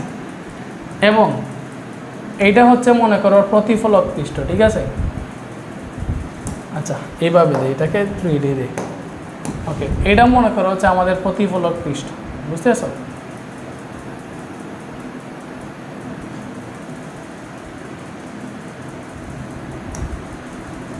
ওকে, এটা হচ্ছে আমাদের প্রতিফলক পৃষ্ঠ। এটা কি প্রতিফলক পৃষ্ঠ? সো আমাদের যে কি মেয়েটা আছে না, রাফিয়া। ওকে, সো এটা মনে করো হচ্ছে আমাদের রাফিয়া, ঠিক আছে? ওকে, সো এটা মনে করো হচ্ছে আমাদের রাফিয়া, এইটা। হ্যাঁ, এই পয়েন্টটা থেকে মনে করো সে শব্দ উৎপন্ন করছে। আচ্ছা, সে বলছে যে সে শব্দ উৎপন্ন করে 10 মিটার পার সেকেন্ড বেগে প্রতিফলকের উল্টো দিকে দৌড়াতে শুরু করলো। তার মানে সে এইখান থেকে শব্দ উৎপন্ন করছে, মনে করো এ পয়েন্ট, এইখান থেকে সে শব্দ উৎপন্ন করছে। এবং এটা হচ্ছে আমাদের প্রতিফলক পৃষ্ঠ। এটা কি? এটা হচ্ছে আমাদের প্রতিফলক পৃষ্ঠ, বুঝতেছো? প্রতিফলক পৃষ্ঠ মনে করো এটা হচ্ছে আমাদের আর। ওকে, সো সে এইখান থেকে শব্দ উৎপন্ন করে এই দিকে, মানে প্রতিফলক পৃষ্ঠের উল্টো দিকে, প্রতিফলক পৃষ্ঠ এই দিকে, তার মানে সে উল্টো দিকে, এই দিকে 10 মিটার পার সেকেন্ড বেগে দৌড় দিছে, শব্দ উৎপন্ন করে। আচ্ছা, আমরা দেখো এমনিতেই জানি স্বাভাবিকভাবে এটা যদি প্রতিফলক পৃষ্ঠ হয়, এইখান থেকে যদি কেউ শব্দ উৎপন্ন করে, ঠিক আছে, তাইলে তার থেকে প্রতিফলকের পৃষ্ঠের দূরত্ব যদি ডি হয়, এটা শব্দ এইখানে যাবে, দেন আবার তার কানে আসবে, তাইলেই তো প্রতিধ্বনি শুনবে। তখন আমাদের সূত্র আসে 2D = BT, 2D = BT, ঠিক আছে? বাট এইখানে যেহেতু সে শব্দ উৎপন্ন করে উল্টো দিকে দৌড় দিছে, শব্দ উৎপন্ন করে কি করছে? উল্টো দিকে দৌড় দিছে। তার মানে দেখো আমাদের এখানে যে শব্দটা উৎপন্ন করছে এটা, ঠিক আছে, ফার্স্টে এখান থেকে এই দিকে যাবে, ঠিক আছে? বুঝতেছো?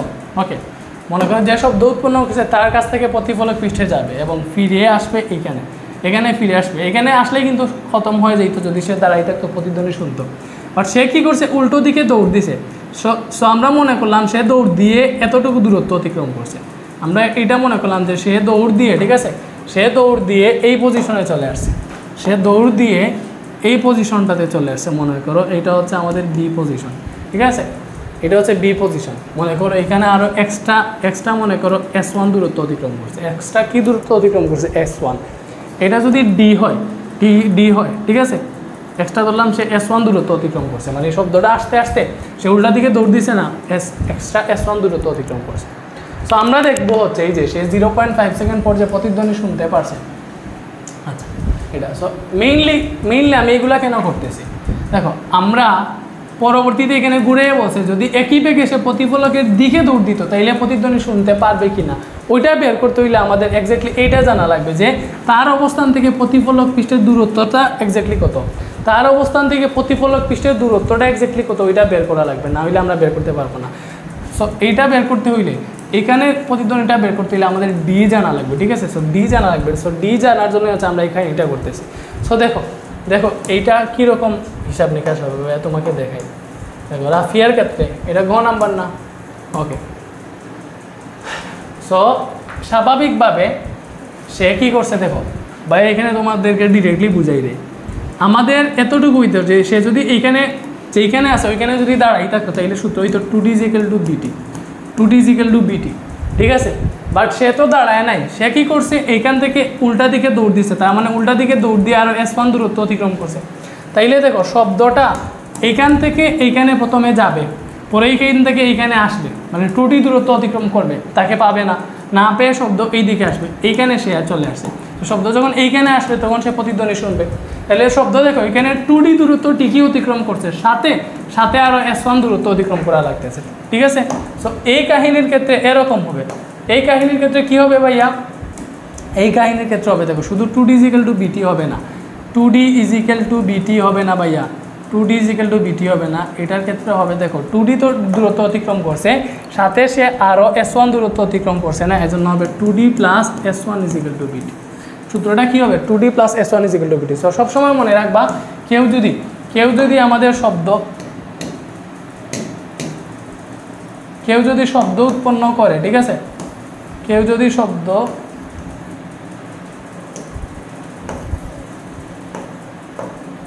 এটা মনে রাখবা যে এইটা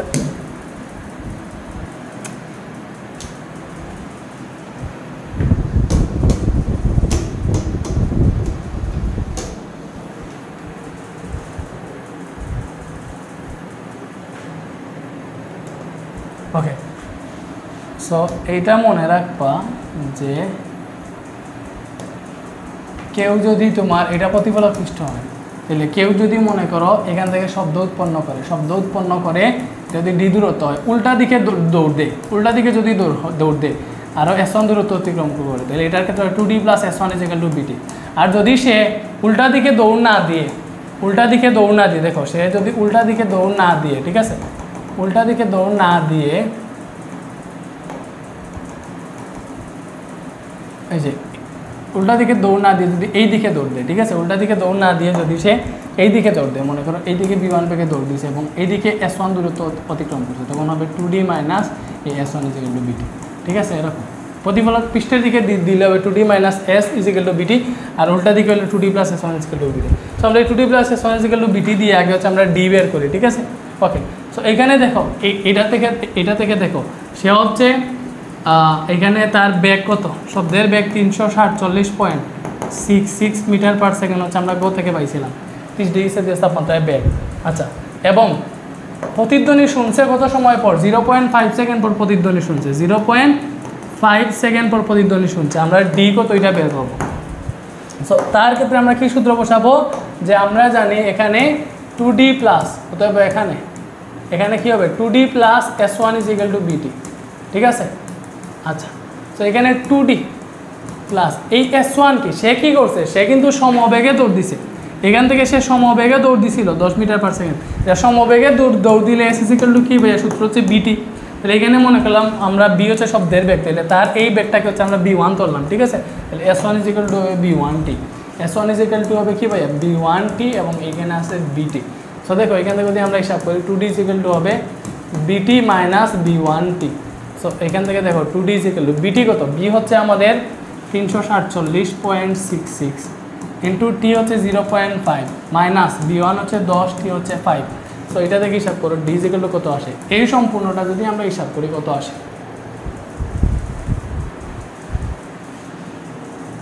এই সম্পূর্ণটা যদি হিসাব করি 347.66 ইন্টু 0.5 মাইনাস 10 ইন্টু 5, এই সম্পূর্ণ হিসাব করলে আসতেছে 123.83, এবং এই যে 2 এটা নিচে ভাগ হয়ে আসলো, তাহলে এটা হিসাব করো ভাগ 2 কত আসলো, এটা 61.915 মিটার এটা আসলো। এটা কি হয়েছে দেখো 61.915 মিটার আসছে, কত আসছে,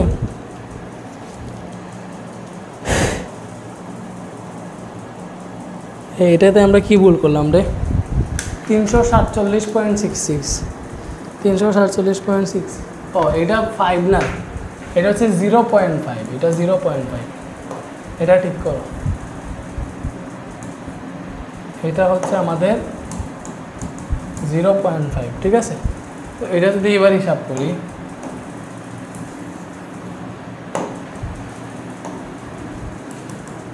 2d ইজিক্যাল টু এটা কত আসে,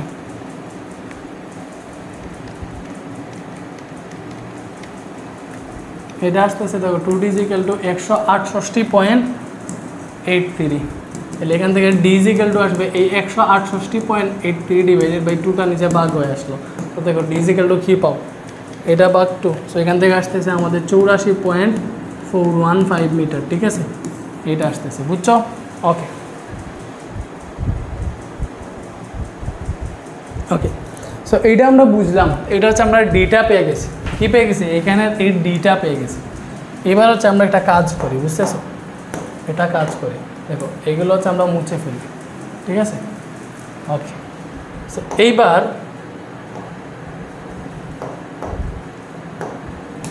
এইবার মনে করো পরবর্তীতে আমাদের মেয়েটা এইখানে আছে, এ বিন্দুতে আছে সে, ঠিক আছে, যে শব্দ উৎপন্ন করছে সে আছে এ বিন্দুতে।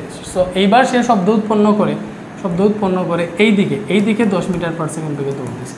বলছে না রাফিয়া যদি একই বেগে প্রতিফলকের দিকে দৌড়ায় তাহলে সে প্রতিধ্বনি শুনতে পাবে কিনা। সো আমরা এইটার ডি কত পেয়ে গেছি, ডি পেয়ে গেছি 84.415 মিটার ডি পেয়ে গেছি, বুঝতেছো, ডি এখানে পেয়ে গেছি। সো প্রতিফলক পৃষ্ঠের দিকে যদি দৌড়ায়, এদিকে দৌড়ায়, মনে করলাম শব্দটা প্রথমে এইখানে গেছে, ঠিক আছে, শব্দটা কী হয়েছে, প্রথমে এইখানে গেছে, তারপরে এইখানে আর আশা লাগছে না, সে এর আগে এই বিন্দুতে তার সাথে মিলিত হয়ে গেছে, ঠিক আছে। সো দেখো মেইনলি এখানে আসলে হইতো 2D, ঠিক আছে, 2D হইতো, আর এইদিকে সে হচ্ছে এতটুকু আগে এখানে তার সাথে মিলিত হয়ে গেছে বা তাকে পেয়ে গেছে বা প্রতিধ্বনি হয়ে গেছে এখানে।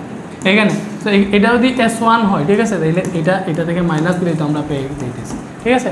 সো এইটা এবারে কী হবে দেখো, এবারে হবে হচ্ছে আমাদের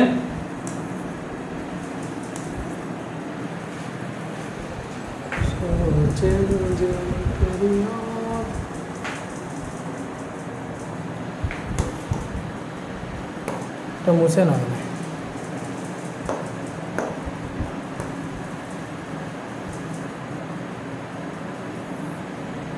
ওকে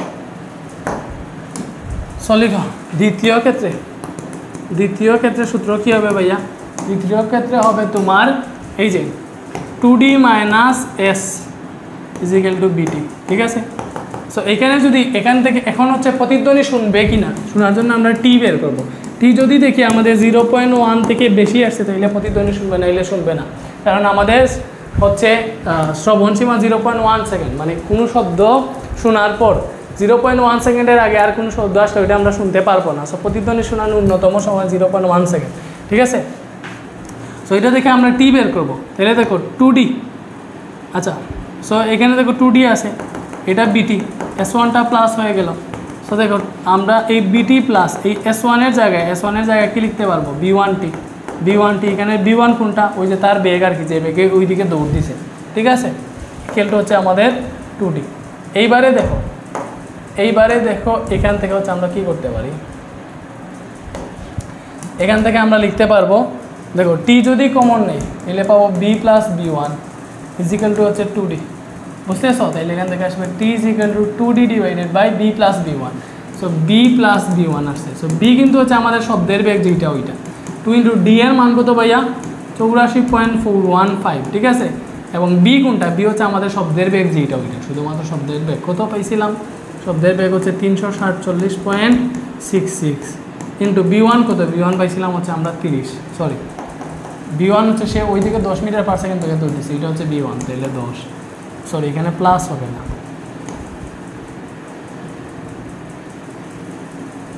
ওকে এখানে প্লাস হবে, ঠিক আছে 10, ওইটা যদি হিসাব করো তাহলে টি কত পাও, দেখো টিটা যদি 0.1 সেকেন্ড থেকে বেশি আসে তাহলে প্রতিধ্বনি শুনবে।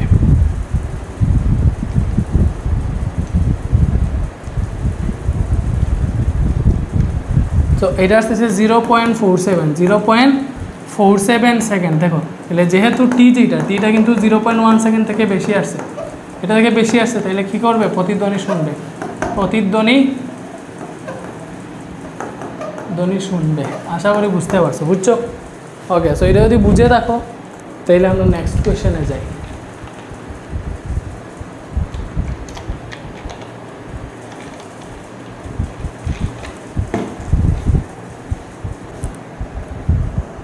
ওকে, এবার হচ্ছে নেক্সট কোয়েশ্চেনটা দেখো। এটা হচ্ছে 6, ঠিক আছে, 6 নম্বর কোয়েশ্চেন, বাট এটা চ্যাপ্টার 8 থেকে আসছে, চ্যাপ্টার 8 থেকে আসছে। এটা গ নাম্বার কি বলছে, এই এবি এর বিবর্ধন নির্ণয় করো। বিবর্ধন মানে কি ভাইয়া? বিবর্ধন মানে হচ্ছে এম নির্ণয় করবো।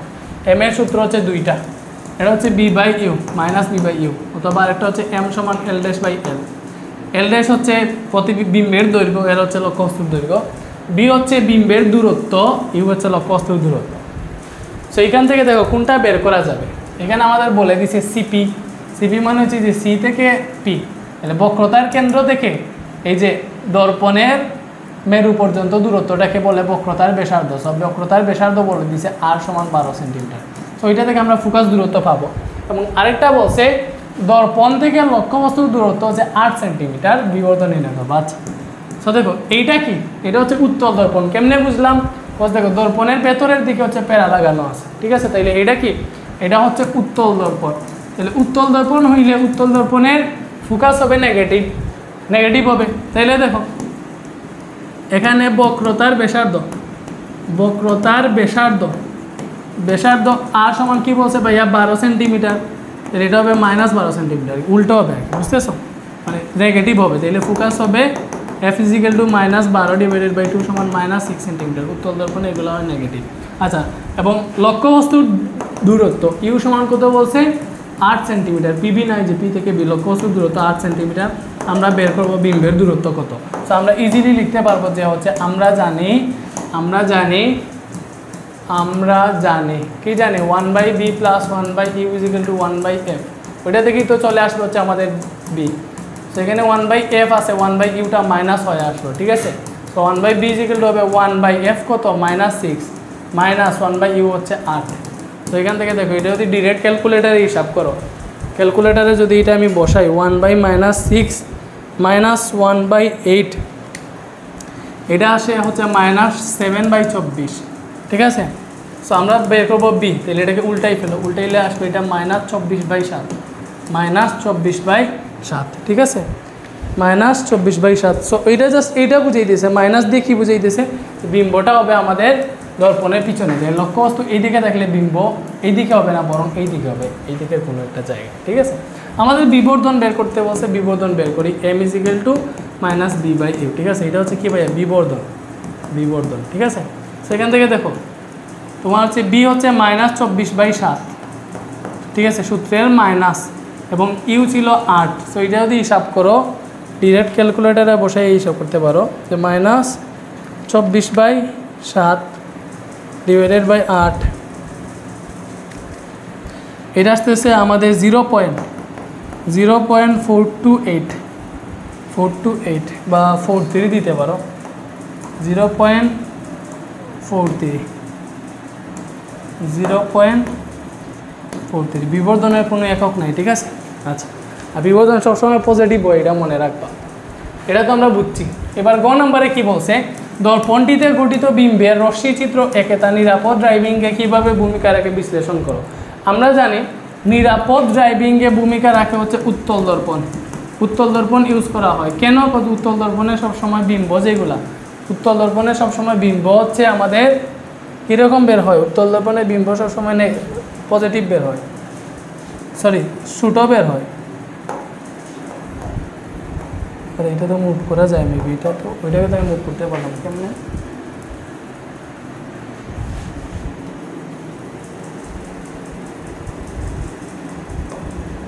পরে করবো না, ঠিক আছে। ওকে, সো দেখো, সো এটা বুঝছি। সো আমরা হচ্ছে গ নাম্বারটা করি। সো আগে হচ্ছে আমরা বিম্ব এঁকে দেখাবো, ঠিক আছে। দেন হচ্ছে আমরা হিসাব নিকাশ করবো, মনে করো। সো উত্তল দর্পণে এগুলার চিত্র কেমনে আঁকতে হয় তো তোমরা জানো। সো ফার্স্ট হচ্ছে আমরা একটা দর্পণ আঁকি, মনে করো এখান থেকে একটা দর্পণ আঁকি। কেমনে আঁকা যায়? এখানে তো নাই, ঠিক আছে। আচ্ছা, সো মনে করো এইটা হচ্ছে আমাদের উত্তল দর্পণ, উল্টা দিকে আঁকা লাগবে। সো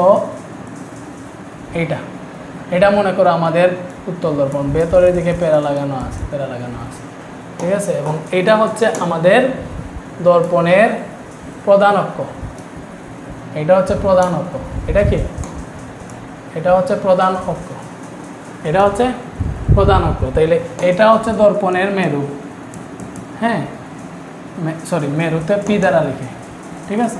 তো তুমি হিসাব করে দিবে এটাকে যদি বক্রতার কেন্দ্র ধরো ঠিক অর্ধেকের মধ্যে দিবা ফোকাস দূরত্ব, বুঝছো। আমি এখানে আন্দাজের উপরে দিলাম। আমাদের লক্ষ্যবস্তুটা আছে হচ্ছে পিভি থেকে 8 সেন্টিমিটার দূরে। ফোকাস দূরত্ব 6, এই দিকেও ফোকাস দূরত্ব হবে, লক্ষ্যবস্তুটা হবে এইখানে, ঠিক আছে। লক্ষ্যবস্তুটা হবে এইখানে, এটা হচ্ছে আমাদের বি, এবি লক্ষ্যবস্তু যেটা আছে ওইটা। সো ওইটার বিম্ব আঁকবো। সো আমি ভাইয়া তোমাদেরকে বুঝাই। এখানে প্রথম শর্ত হচ্ছে যদি দর্পণ, উত্তল দর্পণ, তো দর্পণ থেকে হচ্ছে তোমার প্রধান অক্ষের মানে বস্তু থেকে প্রধান অক্ষের সমান্তরালে, কি বলছি, প্রধান অক্ষের সমান্তরালে কোনো রশ্মি যদি আমাদের দর্পণে আপতিত হয়, তাইলে এইটা প্রতিফলনের পর, উত্তল দর্পণের প্রতিফলনের পর এমনভাবে যাবে, দেখাই ভাইয়া, প্রতিফলনের পর হচ্ছে এটা এমনভাবে যাবে যেন মনে হবে এইটা, এমনভাবে যাবে যেন মনে হবে এটা তোমাদের প্রধান ফোকাস থেকে আসতেছে, ঠিক আছে। এটা জানো তো, উত্তল দর্পণের ক্ষেত্রে হচ্ছে তুমি যখন প্রধান অক্ষের সমান্তরালে কোনো রশ্মি দর্পণে আপতিত করবা, এটা প্রতিফলনের পর এমনভাবে যাবে যেন মনে হবে এটা তোমার এই যে প্রধান ফোকাস থেকে আসতেছে। তার মানে এটা প্রতিফলনের পর যাবে কোন দিকে, এটা প্রতিফলনের পর যাবে এই দিকে, ঠিক আছে। প্রতিফলনের পর যাবে কোন দিকে, এই দিকে।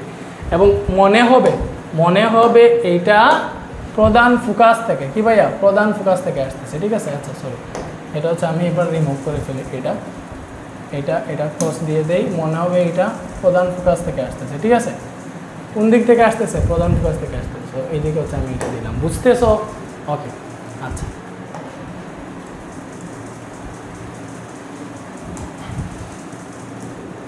ওকে, এইবারে দেখো আরেকটা রশ্মি তুমি কি করবা, আরেকটা রশ্মি ভাইয়া তুমি, আরেকটা রশ্মি হচ্ছে তুমি প্রধান অক্ষ আছে না, সরি আরেকটা হচ্ছে দর্পণের মেরু বরাবর, আরেকটা রশ্মি হচ্ছে তুমি আপতিত, সরি এইবার মেরু না, এটা তো হচ্ছে লেন্সের ক্ষেত্রে। আরেকটা হচ্ছে ভাইয়া তুমি ওই যে কি বলে বক্রতার কেন্দ্র, এই যে বক্রতার কেন্দ্র বরাবর রেখে আরেকটা রশ্মি হচ্ছে তুমি দর্পণে আপতিত করবা, এবং এটা প্রতিফলনের পর একই দিকে যাবে, ঠিক আছে। সো এই দুইটা পরস্পর এইখানে মিলিত হয়েছে, মনে করো আই এ মিলিত হয়েছে, আই থেকে দর্পণের উপর একটা লম্ব আঁকবা, ঠিক আছে। লম্ব আঁকছি, এটা মনে করো আমরা হচ্ছে বি প্রাইম আই আঁকছি, ঠিক আছে। তো এই বি প্রাইম আই হচ্ছে আমাদের প্রতিবিম্ব। এই প্রতিবিম্বটা কীরকম দেখো ভাই, এই বিম্বটা হচ্ছে সোজা প্লাস কর্বিত মানে ছোটো, প্লাস হচ্ছে অবাস্তব, ঠিক আছে। এটা অবাস্তব হইলেও তোমার হচ্ছে মনে করো এটা তো দেখা যেতেছে এক্স্যাক্টলি। আচ্ছা, তো সোজা কর্বিত, এই সোজা কর্বিত হওয়ার জন্য যত দূরে উত্তল দর্পণের ক্ষেত্রে যত দূরেই তোমার লক্ষ্যবস্তু থাকুক না কেন, ওইটাকে দর্পণটা একদম ছোটো করে তোমার সামনে উপস্থাপন করবে এবং সোজা করে উপস্থাপন করবে। এক্ষেত্রে কী হবে, তুমি যদি গাড়ির আয়নায় যদি উত্তল দর্পণ লাগাও, তাহলে সব পেছনে যা আছে সব ক্ষুদ্র আকারে তোমার এই আয়নার মধ্যে দেখতে পারবা এবং সোজা দেখতে পারবা। এজন্য হচ্ছে তোমার নিরাপদ ড্রাইভিংয়ের জন্য উত্তল দর্পণ ব্যবহার করা হয়, কারণ এটা হচ্ছে আমাদের সোজা প্লাস কর্বিত দেয়, কী দেয় তোমার হচ্ছে প্রতিবিম্ব দেয়, এবং যেখানে বিবর্ধন সবসময় হচ্ছে একের চেয়ে ছোটো। সো এটা বুঝছি। পরবর্তীতে হচ্ছে এই দুইটা, এটা হচ্ছে আমাদের তুল্য রোধের চ্যাপ্টার এবং আরও একটা রয়েছে এইটা। তো এই দুটো হচ্ছে আমরা একটু রেস্ট নিয়ে সলভ করি, ঠিক আছে। Wait 5 minute. ওকে, এইবার হচ্ছে পরের কোয়েশ্চেনটা দেখো, এটা হচ্ছে তোমার চলতরিৎ থেকে আসছে, ঠিক আছে। সো 7 নম্বর কোয়েশ্চেনটা কই থেকে আসছে, চলতরিৎ চ্যাপ্টার থেকে। ওকে, সো এটাতে কি বলছে দেখো, প্রথমে বর্তনীর তুল্যরোধ নির্ণয় করতে, এবং পরে ভূ সংযোগের পূর্বে ও পরে বি ও ডি বিন্দুর কীরূপ বিভবের পরিবর্তন হবে এইগুলো। সো এইটা আগে বুঝো, আমাদের বর্তনীটা কীরকম দিচ্ছে, একটু হচ্ছে অন্যরকমভাবে, তাই না। দেখো একটা হচ্ছে আমাদের কি আছে, বর্তনী আছে, এই বর্তনীতে সি বিন্দু থেকে এখানে হচ্ছে ভূ সংযোগ দিছে, কি করছে, ভূ সংযোগ দিছে। সো মনে রাখবা, ভূ সংযোগ দিলে এটা তুল্যরোধের উপর কোনো এফেক্ট ফেলে না, ঠিক আছে, ওইটা বিভবের উপর এফেক্ট ফেলে। বিকজ ভূ সংযোগ যেখানে দিবে ওইখানে বিভব 0 হয়ে যাবে, ভূ সংযোগ দিলে ওইখানে বিভব 0 হয়ে যাবে, বাট তুল্যরোধের কোনো পরিবর্তন করে না এটা, ঠিক আছে। সো হচ্ছে তুমি এখান থেকে ভালো করে দেখো, আমরা কি নির্ণয় করবো, ফার্স্টে বর্তনী তুল্য রোধ নির্ণয় করবো। সো তুল্য রোধটা হচ্ছে আমরা যেমনি নির্ণয় করি এমনি নির্ণয় করবো। সো এইটার ক্ষেত্রে আমি আবার চিত্র আঁকতেছি না, এখান থেকে তোমাদেরকে বুঝিয়ে দিই, এখানে বুঝতেই পারতেছো যে এই দুইটা আছে শ্রেণীতে, ঠিক আছে, এবং এই দুইটা আছে সমান্তরালে, ঠিক আছে। প্রথম দুইটা শ্রেণীতে, পরে দুইটা হচ্ছে সমান্তরালে। তাহলে আমরা কেমনে নির্ণয় করবো, ভাইয়া দেখো, এখানে হচ্ছে আমরা প্রথমে এই দুইটা কিসে আছে, সমান্তরাল আছে। তাইলে এই দুইটার যদি আমরা হচ্ছে তুল্য রোধ বের করি, হ্যাঁ, তাহলে এইটার সাথে এই দুইটা আবার শ্রেণীতে থাকবে, ঠিক আছে। সো প্রথমে হচ্ছে আমরা কি করবো ভাইয়া, এই যে R3 আর R4, R3 আর R4 কিসে আছে, সমান্তরালে আছে। সো লিখো R3 ও R4 সমান্তরালে সংযুক্ত, ঠিক আছে, সমান্তরাল সমবায় সংযুক্ত। তো এটা লিখলাম মনে করো। তো এটার তুল্য রোধ হবে 1/Rp = 1/R3 + 1/R4। তোমরা তো ভালো করেই জানো যে সমান্তরালে থাকলে এরকম হয়, ঠিক আছে। আচ্ছা, তাহলে 1/R3/3 এবং R4 কত, R4 হচ্ছে 3, ঠিক আছে। সো এইটা হিসাব করলে তুমি পাবা হচ্ছে 2/3, হ্যাঁ। সো এইটা আসছে কিসে, মানে এক্স্যাক্টলি 1/Rp। তাহলে এখান থেকে যদি Rp বের করো তাহলে কী হবে, এটাকে উল্টাইছো, এটাকে উল্টাইলে হবে 3/2, দ্যাট মিনস 1.5 ওহম, এটা বের হয়েছে এইটা। তাহলে এই Rp দেখো, এই Rp কিসের, এই যে এই দুইটার তুল্য রোধ হচ্ছে Rp। তাহলে এই দুইটা তুল্য রোধ মানে এই দুইটাকে একটা করে ফেলছে, একটা রোধ হয়ে গেছে। ওই রোধ এবং ওই রোধ, এই তিনটা কিসে আছে, শ্রেণীতে আছে। এই লাইনের কথা এখন বাদ দিয়ে দাও, মনে করো সাধারণ একটা বর্তনী এটা, ঠিক আছে। ওকে, তার মানে হচ্ছে এখান থেকে আমাদের Rp দেখো, Rp R1 ও R2, ঠিক আছে, বা R1 R2 Rp সিরিয়ালে লিখো, R1 R2 Rp আমাদের কিসে আছে, R1 R2 ও Rp শ্রেণী সমবায়ে সংযুক্ত। তাইলে এদের তুল্য রোধ হবে RS = R1 + R2 + Rp, ঠিক আছে, R1 + R2 + Rp। সো এখান থেকে যদি হিসাব করো, সবগুলা যোগ করে নাও, 1.5 প্লাস ওই দুটো হচ্ছে 2 করে 2 + 2, তাইলে এটা আসবে 5.5 ওহম। এইটাই হচ্ছে আমাদের বর্তনীর তুল্য রোধ, এটাই হচ্ছে আনসার। সো আমরা গ নাম্বারটা বুঝলাম, বর্তনীর তুল্য রোধ নির্ণয় করা, এটা একদম ইজি, আমরা পারলাম, ঠিক আছে। আচ্ছা, এইবারে দেখো ঘ নাম্বারে কি বলছে, ভূ সংযোগের পূর্বে ও পরে বি ও ডি বিন্দুর বিভবের কিরূপ পরিবর্তন ঘটবে তা নির্ণয় করেছে। বিভব একটা জিনিস তোমাদেরকে বুঝাই, মনে করো এটা হচ্ছে আমাদের একটা বর্তনী, ঠিক আছে। আচ্ছা, যেরকমই হোক আর কি, ঠিক আছে, যেরকমই হোক, তিনকে বোর্ডের এটা হচ্ছে আমাদের একটা বর্তনী, ঠিক আছে। মনে করো এটা হচ্ছে একটা বর্তনী। আচ্ছা, সো এখানে যে বিভব থাকে, যে মনে করো বিভব আছে, এটা পজিটিভ, এটা নেগেটিভ। তাহলে পজিটিভ থেকে নেগেটিভের দিকে তড়িৎ হচ্ছে প্রবাহিত হয়। তাহলে তড়িৎ প্রবাহ হবে এই দিক থেকে এই দিকে, মানে এই দিক দিয়ে তড়িৎ প্রবাহিত হবে, ঠিক আছে। মনে করো এটা হচ্ছে আমাদের এ পয়েন্ট, এটা হচ্ছে বি পয়েন্ট, ঠিক আছে, এটা হচ্ছে সি পয়েন্ট, এটা হচ্ছে ডি পয়েন্ট, এটা হচ্ছে ই পয়েন্ট, ঠিক আছে। সো এইভাবে পয়েন্ট দিলাম, সো মনে করো। সো আমরা হচ্ছে এক্স্যাক্টলি মনে করো আমরা হচ্ছে সম্পূর্ণ এই যে 12 ভোল্ট দেওয়া আছে, এটা কিসের দেওয়া আছে, এই পয়েন্টের এবং এই পয়েন্টের বিভবের পার্থক্য দেওয়া আছে। এটা কিন্তু বিভব পার্থক্য, ঠিক আছে, মানে এই পয়েন্টের এবং এই পয়েন্টের বিভব পার্থক্য দেওয়া আছে, সম্পূর্ণ ঘুরাই আর কি, ঠিক আছে। এই পয়েন্টের বিভবের পার্থক্য, দুইটা বিভবের ডিফারেন্স। তাহলে এই যে এ এবং বি, এই অংশের যদি আমরা বিভব পার্থক্য বের করতে চাই, যে মানে বি অফ এ বি, আমরা এ বি অংশের বিভব, এই এ বি অংশের বিভব কেমনে বের করবো, এ বি অংশের বিভব কী হবে, যে তড়িৎ প্রবাহ কোন দিক থেকে কোন দিকে যাইতেছে, এই দিক দিয়ে ওই দিকে যাইতেছে না। তাহলে প্রথমে এইটা না, এই যে বি অফ এ থেকে বি অফ বি, এই দুইটার মানে প্রথম বিন্দু থেকে শেষ বিন্দু, এই দুইটা হচ্ছে বিভবের পার্থক্য বের করবো, মানে এ বিন্দুর বিভব থেকে বি বিন্দুর বিভবের হচ্ছে পার্থক্য বের করবো, ঠিক আছে। বিকজ বিভব হচ্ছে ছাড়বে, যতই দিক দিয়ে যাবে বিভব ছাড়বে না, ছাড়বে, ঠিক আছে। সো প্রথমটার এবং শেষটার বিভবের পার্থক্য যেটা, এটাই হচ্ছে আমাদের এ বি অংশের বিভব পার্থক্য, ঠিক আছে। তাহলে যদি মনে করো আমি সিঙ্গেললি যে আমি হচ্ছে মনে করো এই যে বি বিন্দুর বিভব বের করবো, কেমনে বের করবো, দেখো বি অফ বিটাকে হচ্ছে এইদিকে মাইনাস করে আনলাম, এখানে বি অফ এ আছে আর বি অফ এ বি হচ্ছে এই পাশে মাইনাস হয়ে গেল, ঠিক আছে।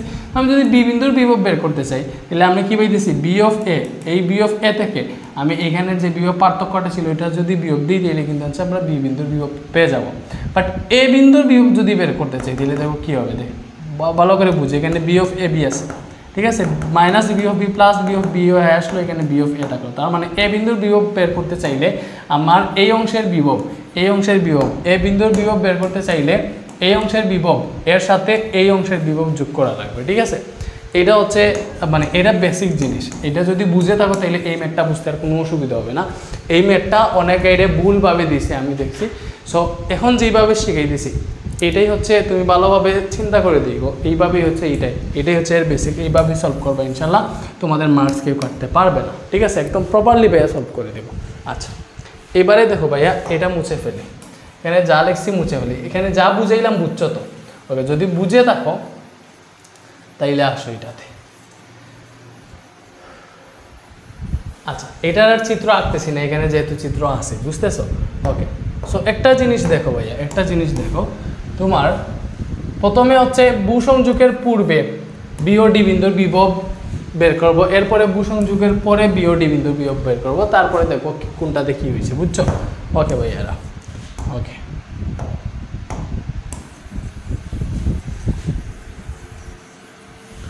ওকে। সো দেখো এখানে হচ্ছে ভাইয়া একটা জিনিস, আমরা যদি তড়িৎ প্রবাহ বের করতে চাই, দেখো আমাদের তুল্যরোধ বের হয়েছিল 5.5 ওহম, এবং এখানে দেওয়া আছে ই এর মান 6 ভোল্ট, বি এর না কিন্তু, এটা কিন্তু তড়িৎ চালক শক্তি, ঠিক আছে, 6 ভোল্ট। আচ্ছা সো এই যে এই আমরা জানি ই ইকুয়াল টু কি ভাইয়া, আই বাই আর প্লাস আর, ঠিক আছে। এখানে একটা হচ্ছে ছোট্ট কি থাকে, এটাকে বলা হচ্ছে আমাদের অভ্যন্তরীণ রোধ থাকে এরকম আর কি। সো এখানে একটা জিনিস দেখো, আমাদের আই কত বলে দিছে, আই কিন্তু অলরেডি বলে দিছে 1 এম্পিয়ার, আই অলরেডি বলে দিছে 1 এম্পিয়ার, ঠিক আছে। তো আমরা যদি স্বাভাবিকভাবে যদি এইটা মনে করো নাই, এই সূত্রটা তো জানো, ঠিক আছে, এই সূত্র জানলেই হয়েছে। ওকে, আমরা জানি স্বাভাবিকভাবে I equal to B by R, ওইটা দিয়ে যদি বের করতে চাই, বি হচ্ছে বি হচ্ছে আমাদের 6 ভোল্ট, বি হচ্ছে মনে করো ওই যে 6 ভোল্ট, ওইটাই আর কি, বি গুণটা হচ্ছে 6 ভোল্ট মনে করো, এটা ডিভাইডেড বাই আর কত, আর হচ্ছে 5.5, এটা যদি হিসাব করো 1.09 টাইপের আসে, এইটা ঠিক আছে, এটা হচ্ছে আমাদের বর্তনীর তড়িৎ প্রবাহ আসতেছে। বাট এখানে অভ্যন্তরীণ রোধ উল্লেখ করে দেয় নাই, বাট একটা হিন্ট দিয়ে দিয়েছে, তড়িৎ প্রবাহ দিয়ে দিছে 1 এম্পিয়ার, ঠিক আছে। তার মানে আমাদের তড়িৎ প্রবাহ অলরেডি বলে দিছে, এখান থেকে তুমি হচ্ছে অভ্যন্তরীণ রোধটা বের করতে পারবা বা হারানো বিভবটা বের করতে পারবা, ঠিক আছে। তো দেখো গ নাম্বারটা হচ্ছে আমরা সলভ করি এখান থেকে। ওকে, সো দেখো এখানে হচ্ছে তড়িৎ প্রবাহ I = 1 এম্পিয়ার দেওয়া আছে। তুল্য রোধ আমরা পাইছিলাম কত, তুল্য রোধ কত পাইছিলাম বলো, তুল্য রোধ আর = কত পাইছিলাম, 5.5 ওহম, ঠিক আছে। ওকে, 5.5 ওহম। তার মানে দেখো তুল্য রোধ অনুযায়ী হতো এবং বিভব পার্থক্য, ঠিক আছে, আমাদের সরাসরি যে বিভব পার্থক্য ওইটা কত আসতেছে, বিভব পার্থক্য বি = কিন্তু আইআর, তুমি ক্রস গুণন করো, বি = আইআর আসে না, বি = হচ্ছে আইআর। ওকে, তাহলে বি = আইআর, তাহলে বি = আইআর, আই হচ্ছে 1 এম্পিয়ার, আর হচ্ছে ভাইয়া 5.5, এটা হিসাব করলে আসবে 5.5 ভোল্ট। এটা এখানে আমাদের তড়িৎ চালক শক্তি দিচ্ছে 6 ভোল্ট, তার মানে ওই যে আমাদের হারানো বিভব একটা আছে না, অভ্যন্তরীণ রোধের জন্য যে বিভবটা হারাইছে ওইটা কত হবে, তাহলে দেখো হারানো বিভব, ঠিক আছে, হারানো বিভব বি = বি প্রাইম মনে করো, হারানো বিভব ওইটা = কি হবে, এই যে আই, আচ্ছা এখান থেকে ডিরেক্ট বের করতে পারো, আর সূত্র হারানো বিভবের সূত্র হচ্ছে I × স্মল আর, এইটা সেখানে যেটা আমরা বিভব পার্থক্য থেকে ডিরেক্ট বের করে ফেলতে পারবো, তাহলে আর কোনো চিন্তা নাই, ঠিক আছে। ওকে, সো হারানো বিভব বি প্রাইম = কী হবে, যে মেইন তড়িৎ চালক শক্তি যেটা আছে ওইটা থেকে আমাদের বিভবটা বিয়োগ দিয়ে দাও, তাহলে পেয়ে যাবো 6 থেকে 5.5 যদি বিয়োগ দাও তাহলে 0.5 ভোল্ট আসে, এটা হচ্ছে আমাদের হারানো বিভব। এটা কি, এটা হচ্ছে আমাদের হারানো বিভব, আশা করি বুঝতেছো। আচ্ছা ওকে, সো অলরেডি আমরা 10 মিনিট পরে ফেলছি, মানে সেকেন্ড বার যে রেকর্ড করতেছি, আগে তো একবার রেকর্ড করে পড়ছিলাম। ওকে, সো হারানো বিভব এটা পেয়ে গেলাম। এইবারে দেখো আমরা কি করব, আমাদের দরকার বি ও ডি বিন্দুর বিভব পার্থক্য। আচ্ছা, সো এই পয়েন্টের যদি বিভব পার্থক্য মানে এই যে এই দুই বিন্দুর বিভব পার্থক্য 6 ভোল্ট, ঠিক আছে। ওকে, তাইলে দেখো এইটার যদি 6 ভোল্ট হয় তাহলে এইখানেও তোমার 6 ভোল্টই হবে, এখানেও এ বিন্দুর বিভব কিন্তু 6 ভোল্টই হবে, ঠিক আছে, বিকজ এর সামনে কোনো রোধ নাই। তাহলে বি বিন্দুর বিভব যদি বের করতে চাও তাহলে হচ্ছে এ বিন্দুর বিভব থেকে এই এ বি অংশের বিভব বিয়োগ করতে হবে, ঠিক আছে। সো আগে হচ্ছে আমরা এ বি অংশের বিভবটা বের করি। সো লিখো এ বি অংশের বিভব, এ বি অংশের বিভব, এ বি অংশের বিভব বি ইজিক্যাল টু কী হবে ভাইয়া আই আর, এটাই তো সূত্র। এখানে আর কোনটা হবে দেখো, এ বি অংশের মধ্যে R1 আছে, তো আমরা এখানে R1 লিখবো। আই কি আমাদের বর্তনীর তড়িৎ প্রবাহ, এটা 1 এম্পিয়ার দেওয়া আছে, এই যে ওইখানে দেওয়া আছে, ঠিক আছে। সো 1 এম্পিয়ার ইন্টু R1 কত ভাইয়া, আমাদের এই R1 হচ্ছে 2 ওমেগা, তাহলে 2 একে 2 ভোল্ট। এটা পাইছে হচ্ছে আমরা এ বি অংশের বিভব পার্থক্য, ঠিক আছে, মানে B of A B, B of A B. So আমাদের দরকার কি, আমাদের দরকার বি বিন্দুর বিভব পার্থক্য। এটা কিসের ক্ষেত্রে বের করতেছি, ভূ সংযোগের আগে। মনে করো এতক্ষণ হচ্ছে, এখন যখন বের করতেছি তখন হচ্ছে আমাদের এই যে ভূ সংযোগ এটা দেয় নাই, ঠিক আছে, এটা ক্রস, এটা ক্রস, এটা এনে এটা ক্রস, ঠিক আছে। ওকে ওকে, সো আমরা বি অফ এ বি পাইলাম এটা, ঠিক আছে। এইবারে দেখো, এবার আমরা কি করব, এইবার হচ্ছে আমরা বের করব তোমার বি বিন্দুর বিভব পার্থক্য। তাহলে লিখো দেব বি বিন্দুর বিভব পার্থক্য, বিভব পার্থক্য, ঠিক আছে। তো এটা কি হবে, বি অফ বি কি হবে ভাইয়া, বি অফ বি, এটা কি হবে দেখো, বি বিন্দুর বিভব পার্থক্য বের করতেছি না, এটা শেষ বিন্দু, তো আমরা আগেই পাইছিলাম যে এই এ বি অংশের বিভব পার্থক্য আমরা কেমনে বের করি, আমরা বের করি যে প্রথমটার বিভব থেকে শেষটার বিভব দিই, ঠিক আছে। এখানে দেখি হচ্ছে বিভব কতটুকু হচ্ছে চেঞ্জ হয়েছে ইনিশিয়াল থেকে শেষটা, তো তড়িৎ প্রবাহ এই দিক দিয়ে এই দিকে যাইতেছে, এই যেখানে তীর চিহ্ন দিয়ে বলা আছে। তাহলে আমরা যদি বি বিন্দু বিভব বের করতে চাই, বি বিন্দুকে প্লাস করে আনলাম, এখানে বি অফ এ আছে, বি অফ বি মাইনাস হয়ে গেল, ঠিক আছে। ওকে, তার মানে বি বিন্দুর বিভব, B of B equal to কি হবে, B of A minus B of A B.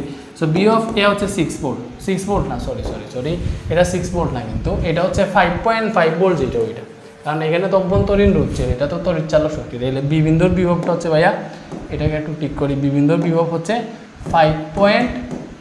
এ বিন্দুর বিভব এই 5.5 ভোল্ট, এ বিন্দুর বিভব হচ্ছে 5.5 ভোল্ট। আর এ বি অংশের বিভব, এই যে এ বি অংশের বিভব পাইছিলাম 2 ভোল্ট, এটা যদি হিসাব করো তাহলে এখানে পাবো তুমি হচ্ছে 3.5 ভোল্ট, এটা হচ্ছে বি বিন্দুর বিভব। এই 3.5 ভোল্ট যেটা পাইছি এটা কি ভাইয়া, এটা হচ্ছে বি বিন্দুর বিভব, বুঝতেছো। ওকে, এটা আমরা যেটা পাইছি এটা হচ্ছে আমাদের বি বিন্দুর বিভব। তাইলে একটা জিনিস চিন্তা করো, সেটা হচ্ছে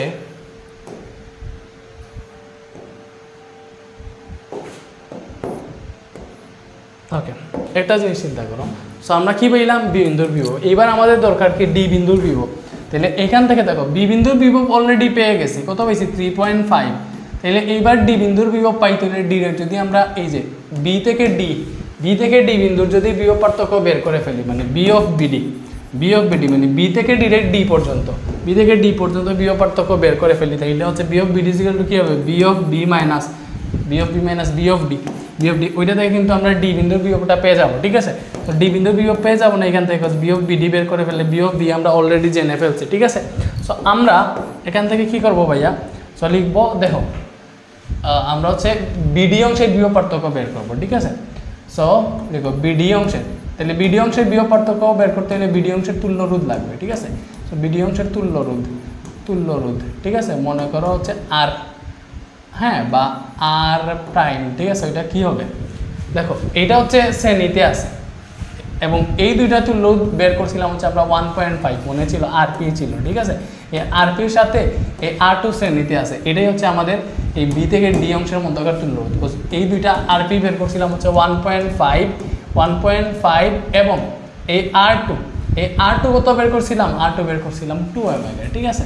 তো এটা যোগ করলে আসতেছে আমাদের 3.5 ওমেগা, বুঝতেছো। এটা বিডি অংশের বিভব পার্থক্য, মানে বিডি অংশের তুল্য রোধ। তাহলে বিডি অংশের বিভব পার্থক্য বি অফ বিডি অংশ, এটা কি হবে ভাইয়া, আই ইন্টু আর প্রাইম, ঠিক আছে। আই আর তো আই হচ্ছে 1 এম্পিয়ার, আর এই বিডি অংশের তুল্য রোধ, বা তুমি হচ্ছে এটাকে আর প্রাইম না লিখে আর অফ বিডিও লিখতে পারো, সমস্যা নেই।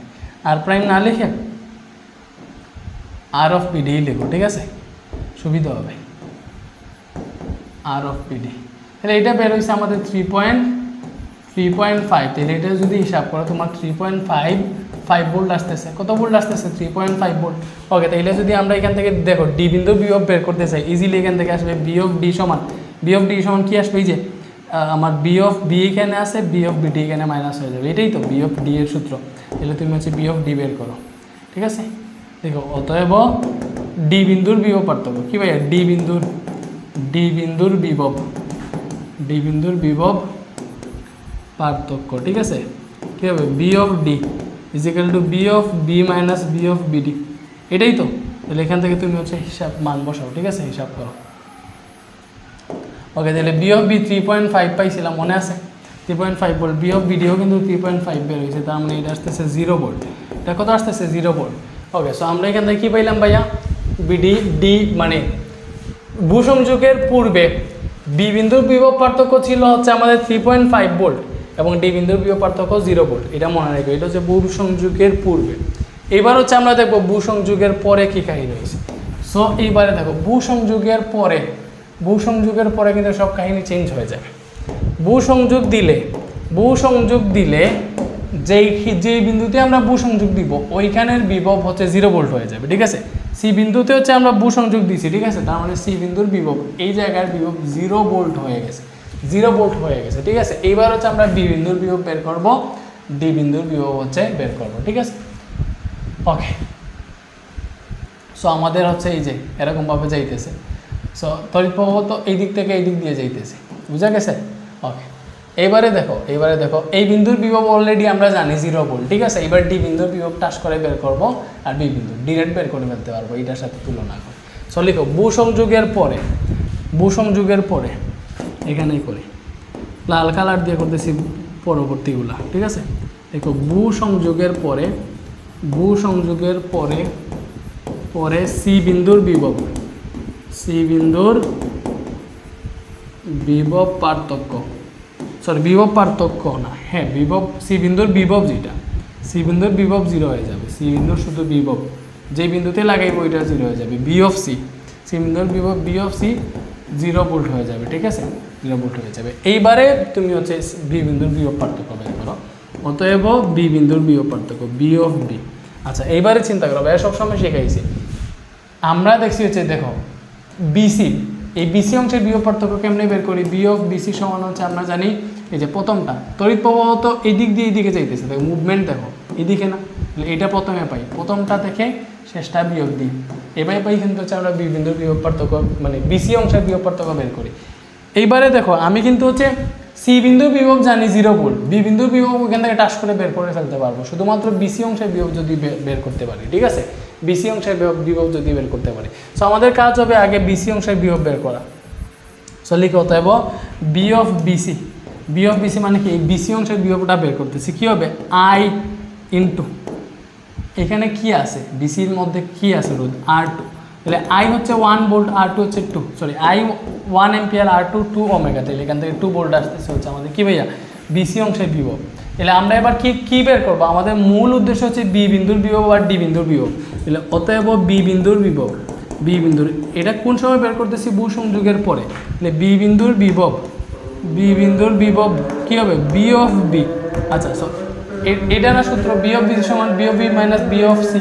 তাহলে বি অফ বি যদি এটাকে বের করো, দেখো এই বি অফ বিসি এখানে আসে, মাইনাস বিসিটা প্লাস হয়ে আসলো, ঠিক আছে, আর বি অফ বি এখানে থাকবে। তার মানে বললাম বি অফ বি বের করতে হলে আমাকে বি অফ বিসির সাথে বি অফ সি যোগ করা লাগবে। তাহলে V of BC plus B of C শেষ, এটা জাস্ট যোগ করলেই কাজ হয়ে যাবে। তাহলে বি অফ বিসি কত ভাইয়া, বি অফ বিসি পাইছি আমরা 2 ভোল্ট, এটা ছিল 0 ভোল্ট, হিসাব করে আসতেছে 2 ভোল্ট। বি বিন্দুর বিভব পার্থক্য কত আসতেছে 2 ভোল্ট, বুঝতেছো, এটা কি ভূসংযোগের পরে মনে রাখিও। এবার হচ্ছে আমরা এখান থেকে একটু মুছি, বুঝতেছো পোলাপান। ওকে, এইবারে দেখো, এবার হচ্ছে আমরা বের করবো ভূসংযোগের পরে ডি বিন্দুর বিভব, ঠিক আছে। সো লিখো অতএব ডি বিন্দুর বিভব পার্থক্য বের করতে হলেই যে এখন তো সি বিন্দুর বিভব থেকে বের করবো, হ্যাঁ এটার সাথে তুলনা করে, তাইলে আগে সিডি অংশের বিভবটা বের করি।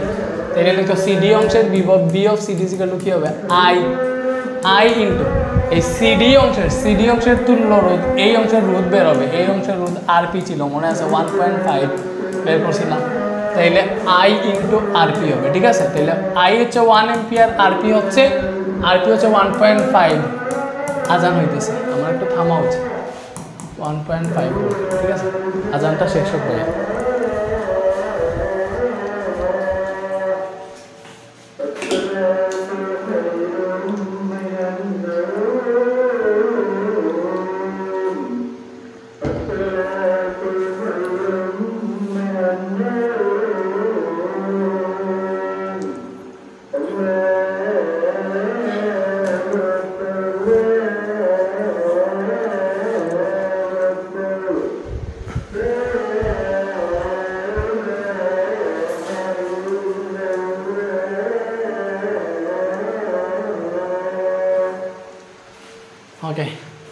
আলহামদুলিল্লাহ। সো তোমরা আজান শুনতেছো তো, আজানে কি বলতেছে?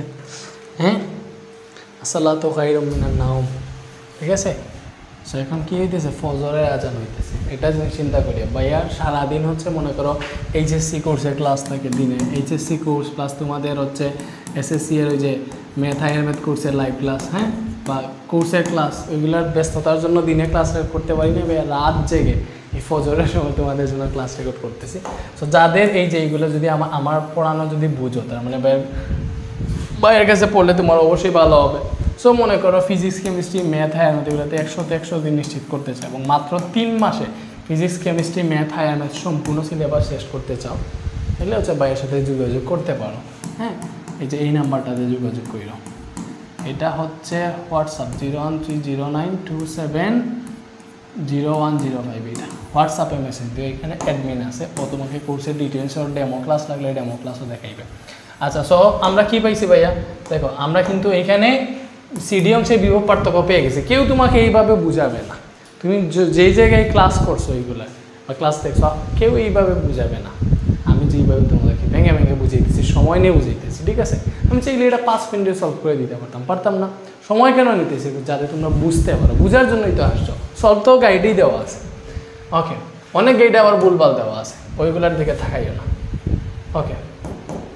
এইবারে দেখো, এইবার হচ্ছে আমরা ডি বিন্দুর বিভব বের করি, ঠিক আছে। দেখো ডি বিন্দুর বিভব যদি বের করি, এটা হবে বি অফ ডি কী হবে? এই যে শেষটার বিভব, তাহলে এইটার বিভব থেকে এই সিডি অংশের বিভব বের করবো, তাহলে এই যে বি অফ সি থেকে বি অফ সিডি অংশের বিভব বের করবো। তুমি হচ্ছে এইভাবে সূত্র বানাই হচ্ছে এইটা নির্ণয় করে দেখো, এইভাবে আসবে। তো 0 ভোল্ট সি বিন্দুর বিভব, আর সিডির বিভব পাইছি 1.5, তাহলে 1.5 এটা হিসাব করলে আসতেছে -1.5 ভোল্ট, ঠিক আছে, ওকে। তাইলে ভূসংযোগের পূর্বে ও পরে বি ও ডি বিন্দুর বিভবের কীরূপ পরিবর্তন হবে দেখাইবা। সো বিও দেখো, আগে ভূসংযোগের পরে বি বিন্দুর বিভব ছিল 3.5 ভোল্ট। এখন মনে করি এটা বি অফ ডি প্রাইম, এটা বি অফ ডি প্রাইম, মানে ভূসংযোগের পরে বি অফ বি প্রাইম হয়েছে, এটা বের হয়েছে 2 ভোল্ট। তার মানে কি? বিভব কমে গেছে, ঠিক আছে। ভূসংযোগের পর কী হয়েছে? বিভব কমে গেছে, ভূসংযোগের পর বিভব কমে গেছে, ঠিক আছে। এখানে দেখতেই পাইতেছ B of B prime is smaller than B of B, ঠিক আছে। মানে ভূসংযোগের পরের বিভব আগের বিভব থেকে কম ছিল, কম বের হয়েছে। আগে বি অফ ডি বিন্দুর বিভব ছিল 0 ভোল্ট, এখন ডি বিন্দুর বিভব বের হয়েছে -1.5 ভোল্ট, কমে গেছে না। তাহলে V D prime is smaller than হচ্ছে বি অফ ডি, আমরা এটা বুঝলাম আমাদের বিভব কমে গেছে। কতটুকু কমছে এটা তুমি বিয়োগ করে দেখাইতে পারবা। যেমন ধরো কতটুকু কমছে দেখো, আগের থেকে কতটুকু কমছে, বি অফ বি থেকে বি অফ বি প্রাইম বিয়োগ করো, এটা ছিল 3.5, এটাও বের হয়েছে আমাদের 2, তার মানে 1.5 ভোল্ট কমে গেছে হচ্ছে আমাদের ডি বিন্দুর বিভব আমাদের ভূসংযোগের পর, ঠিক আছে। ডি বিন্দুর বিভব কত কমছে বের করতে পারবা, এই যে সেম বি অফ ডি থেকে বি অফ ডি প্রাইমের বিয়োগ করে দেখাও। বি অফ ডির বিভব ছিল 0 ভোল্ট, মাইনাস এটা বের হয়েছে -1.5, এটা হিসাব করলে তোমার আসবে 1.5 ভোল্ট, ঠিক আছে। সো ডি বিন্দুর বিভব কমছে হচ্ছে 1.5 ভোল্ট, বি বিন্দুর বিভব 1.5 ভোল্ট কমছে, ঠিক আছে। এটাই ছিল আমাদের আনসার, আশা করি বুঝতে পারছো। সো এইটাই হ্রাস পেয়েছে আর কি, কতটুকু পরিবর্তন হয়েছে এইভাবে চাইলে দেখাইতে পারবো।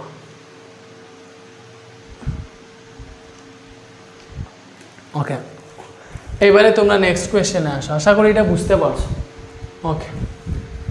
হ্যাঁ, এবারে দেখো, এটা হচ্ছে আমার চ্যাপ্টার 12 ম্যাথ। একটা ট্রান্সফরমারে মুখ্য কুণ্ডলীর ভোল্টেজ 220 ভোল্ট, মুখ্য ও গৌণ কুণ্ডলীর পাক সংখ্যার অনুপাত 3:7, তার মানে মুখ্য গৌণ কুণ্ডলীর পাক সংখ্যার অনুপাত, মুখ্য কুণ্ডলী অনুপাত গৌণ কুণ্ডলী এনপি অনুপাত NS 3.7 দেওয়া আছে, হ্যাঁ। আবার এবং মোট পাক সংখ্যা আছে 700টা। আচ্ছা, মুখ্য কুণ্ডলীতে 5 এম্পিয়ার তড়িৎ প্রবাহ দেওয়া হলো, গৌণ কুণ্ডলীর ভোল্টেজ বের করতে বলছে। তাইলে দেখো গ নাম্বারে গৌণ কুণ্ডলীর ভোল্টেজ, এই চ্যাপ্টারের সূত্র কি?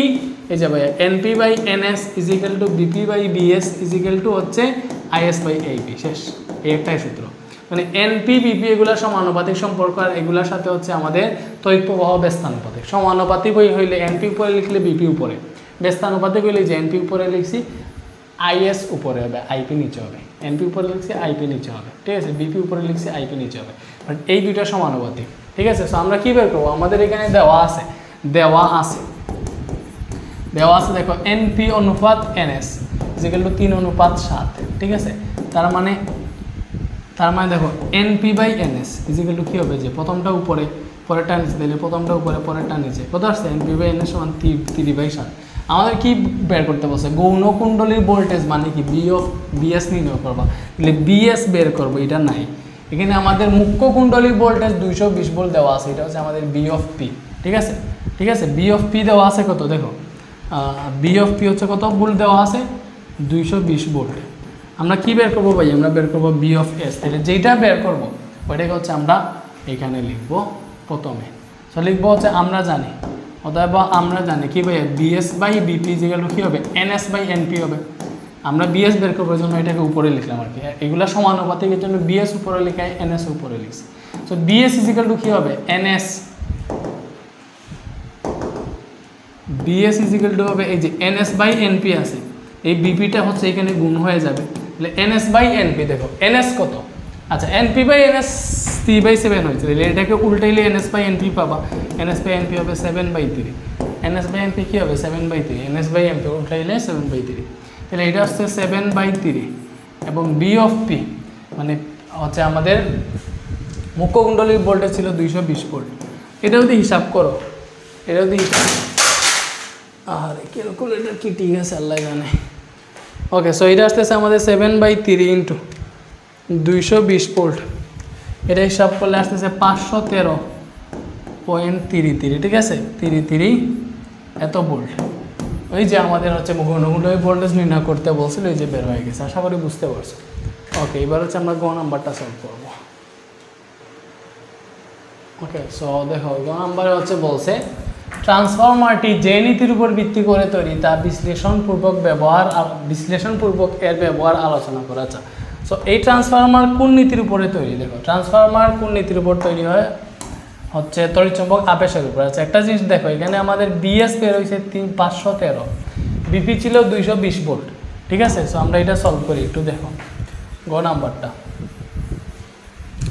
নাম্বারটা দেখি বলছে আমাদের BP বের হয়েছে, BP থেকে BS বেশি, দেখো এখানে দেখাই যেতেছে, দেখো BP ছিল 220 ভোল্ট, ঠিক আছে। BS বের হয়েছে ভাই হচ্ছে আমাদের 513 পয়েন্ট হচ্ছে 33 ভোল্ট। তার মানে এখানে দেখাই যাইতেছে যে BS বড়, যেহেতু BS is greater than BP, BS is greater than BP হইলে NS ও NP থেকে বেশি হবে, এবং এখানে NS NP থেকে বেশি ছিল, এটার অনুপাত দেখো NS NP থেকে বেশি ছিল।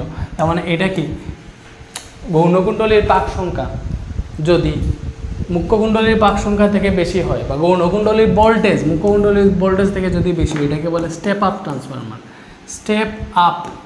ট্রান্সফরমার, বাংলায় হচ্ছে আরোহী ট্রান্সফরমার, ঠিক আছে। এটাতে ভোল্টেজ বৃদ্ধি হয়, তাহলে আরোহী ট্রান্সফরমারের ব্যবহার আলোচনা করতে বলছে না, এই আরোহী ট্রান্সফরমারের ব্যবহার আলোচনা করতে পারো। এটা যে নীতির উপর ভিত্তি করে তৈরি, এটাকে একটু দেখে ভাইয়া, এটা কোন নীতির উপর ভিত্তি করে তৈরি, ট্রান্সফরমার হচ্ছে তোমার তড়িৎচুম্বক আবেশ।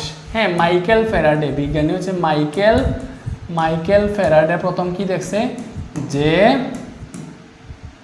এটা মানে হচ্ছে গতিশীল চৌম্বক ক্ষেত্র দ্বারা, ঠিক আছে, গতিশীল চৌম্বক ক্ষেত্র দ্বারা তোমার কি করা যায়, পরিবর্তনশীল চৌম্বক ক্ষেত্র তড়িৎচালক শক্তি সৃষ্টি করা যায়, ঠিক আছে। পরিবর্তনশীল চৌম্বক ক্ষেত্রে তড়িৎচালক শক্তি সৃষ্টি করা যায়, এবং এটা আবদ্ধ বর্তনী দিয়ে আবিষ্ট তড়িৎ প্রবাহ চালাইতে পারে, ঠিক আছে। আচ্ছা, সো মনে করো মাইকেল ফ্যারাডের কী হবে তড়িৎচুম্বক আবেশের আবেশ, এইটাই হচ্ছে নীতি। এই নীতির উপর ভিত্তি করে হচ্ছে আমাদের ট্রান্সফরমার তৈরি হয়। কি তৈরি হয়? ট্রান্সফরমার তৈরি হয়। তো এটাতে কি হয় ভাইয়া, একটা হচ্ছে মনে করো পরিবর্তনশীল, ঠিক আছে, পরিবর্তনশীল চৌম্বক ক্ষেত্র, পরিবর্তনশীল বা গতিশীল, ঠিক আছে, একটা সবচেয়ে ভালো হয় গতিতেও তোমরা বুঝো, গতিশীল চৌম্বক ক্ষেত্র, গতিশীল চৌম্বক ক্ষেত্র, গতিশীল চৌম্বক ক্ষেত্র থাকে, ঠিক আছে, বুঝছো। গতিশীল চৌম্বক ক্ষেত্র দ্বারা মনে করেন একটা স্থির আছে, স্থির চৌম্বক ক্ষেত্র আছে, চৌম্বক ক্ষেত্র বানানটা লিখতে পারতেছি না, চৌম্বক ক্ষেত্র আছে, ঠিক আছে। সো এইটার গতিশীল চৌম্বক ক্ষেত্রে মনে করো তোমার এটা দ্বারা মানে আবদ্ধ বর্তনী তৈরি করে যে তড়িৎচুম্বক আবেশে, ঠিক আছে। সো এটার মেইন উদ্দেশ্য কি ভাইয়া বলি, একটা গতিশীল চুম্বক বা তড়িৎ পরিবাহী বর্তনীর সাহায্যে, ঠিক আছে, স্থির তড়িৎবাহী বর্তনীর প্রবাহের তড়িৎ প্রবাহের পরিমাণ কম বেশি করে অন্য একটা সংবদ্ধ বর্তনীতে ক্ষণস্থায়ী তড়িৎচালক বল তড়িৎ প্রবাহ উৎপন্ন করার পদ্ধতিকে তড়িৎচম্বক আবেশ বলে। আচ্ছা, তো তড়িৎচম্বক আবেশের সংজ্ঞাটা লিখবে, ঠিক আছে?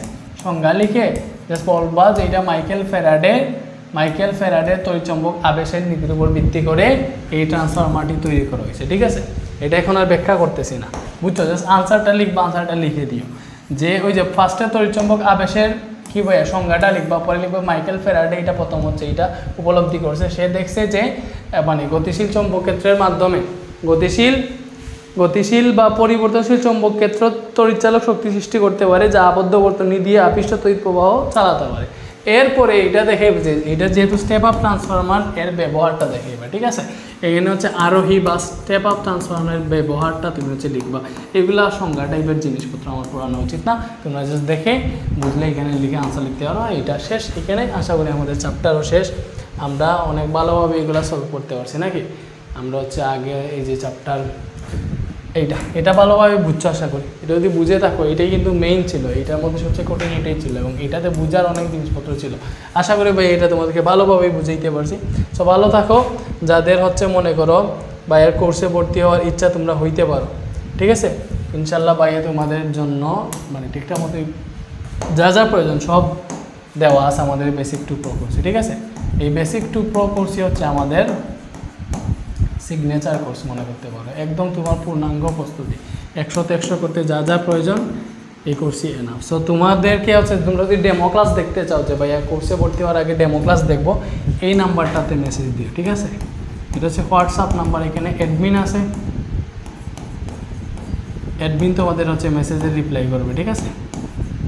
এবং তোমাদের ডেমো ক্লাস লাগলে বললে ভাই আমাদেরকে ডেমো ক্লাস দেন, অ্যাডমিন তোমাকে ডেমো ক্লাস দিয়ে দিবে। ভালো থাকো, আল্লাহ হাফেজ।